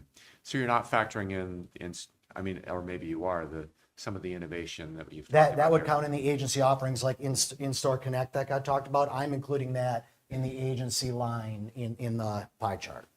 Okay. Part of our services. Thanks. Kevin? Just to clarify with the 3-year outlook and the flip to net sales growth, is that kind of you're thinking 2028 or 27? I'm just trying to see when we're thinking the exact point you're thinking. Yeah, we have 2028 Got it. as that number. Okay. Yeah. And then in the pie chart from 2024 to 2029, the mix shift occurring there, are you factoring in any M&A at all? I know you mentioned possibility of doing a little bit more on that, but Yeah, we're not figuring in material M&A, which could accelerate any of the timeframes that I talked about. But we've typically modeled based on kind of what our current business is, and then layer that on top as it comes. This, lastly, obviously you talked about the headwinds from the Postal Service. Any potential change in the outlook, given the change in administration? Do you want my hopes or what I really think about? Well, yeah. Yeah, I mean, look, it's the reality of the post office is it's very important to the taxpayer. I know this because right now it's a bipartisan issue that everyone's pissed off at the post office. Congressmen are upset because, believe it or not, when your mail is late, they get a zillion calls from their consumers. It's a big deal. And that, as part of their transformation, has been happening in the last couple of years. The performance has tanked. For our customers, the price has gone like this. And so we're hitting it on both fronts. You know, I think part of the challenge is the PRC, which is in charge of monitoring the rates, and then there's the Board of Governors that, you know, is in charge of the Postmaster General. There's a rate review going on 2 years early with the PRC. Their rates used to be capped at CPI, and a couple of years ago with some postal reform, they took the chains off, and he decided to just try and make up lost volume with price, which just accelerates decline. And so there's a lot of look being done at that, and part of the challenge is they have a universal mandate to go to every address, and there's 1 million of them being added every year. And so what they worked into the rate structure now is not just inflation, but when you have more addresses, spread the cost of that amongst, you know, less volume. And that used to not be in the pricing mechanism. You know, so I think there's going to be a change. I know that there's a lot of work on this because the existing can't happen, and the taxpayer's not going to let the post office go down, regardless of what you think of print. It's very important. It's a very political issue. I think what they'll have to go is recognize that if you want to have universal delivery to every post office, because there's a lot of commerce involved. Think about medications getting to the consumer in rural areas. They're going to have to recognize that the taxpayer is going to have to take on some of the burden. Because keep in mind, postage is supposed to pay for all the post office. It's not a taxpayer-funded organization. I think it's going to have to change. And so that's my sort of thoughts on where it goes. If I can just follow up. So Tony, what's baked into your turn? Are you assuming that the postage rates continue to go up like they have for the past couple of years? Or are you assuming that that changes? We're still assuming postal rate increases in driving the organic decline. Postal rate increases comparable to what we've just been going through? Yes. Other questions? First of all, thanks so much.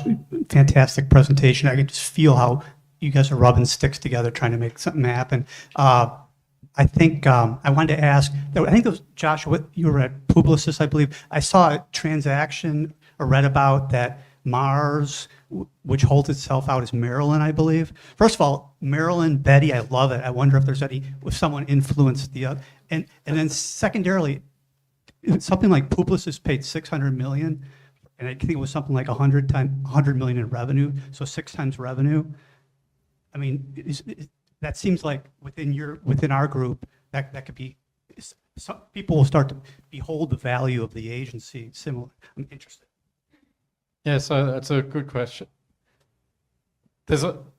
On the agency side of the businesses, there's a couple of levers that I'm really excited for us to pull. What Josh touched on that he's most excited about, which is the data stack side of things. So if we can, like in the modeling that we've worked through with Tony and his team, if we can turn the key on that and actually get clients to shift across and use our data rather than syndicated data out in the market, that will drive significant growth opportunities for us.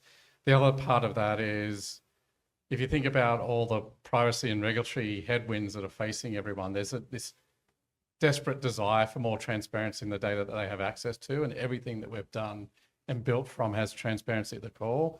So you look at what Publicis have, or IPG, or Dentsu, they're non-transparent data platforms are basically built on a brokerage business. And I'm not convinced that brokerage-based data businesses are going to be sustainable long term. So if you keep those two things in mind, I think we've got a lot of room for growth. And as the largest shareholder, I'm okay with your math if that were the case.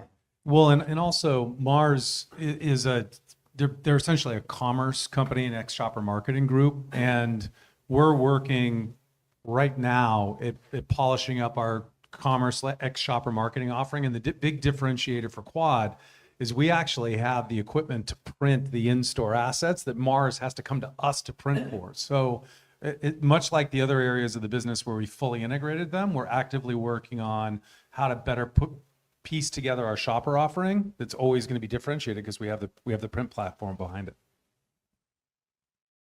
There's a ton of partnering in the future for you guys. Obviously, you look at Google. I can't imagine all the opportunities you're going to be seeing. If this works the way you think it's going to work, it could be incredible and add a whole nother level of growth to what you're trying to do. And it is working. So with people are buying into this, and to his point, like when you think about even the data foundation we have, we're already partnering with different people to build around the data foundation. I'm okay being an execution partner of a big agency too, by the way. 100%. Because, I think there's places we compete and there's places we're going to be participating with them on. It's a huge ecosystem and they have a lot of needs. And like I said, we're not going to replace any of these guys. We're just going to grow our company really profitably. That's our goal, right? And so if that's partnering to create better offering, or even partnering with people you sometimes compete with, I'm okay with that.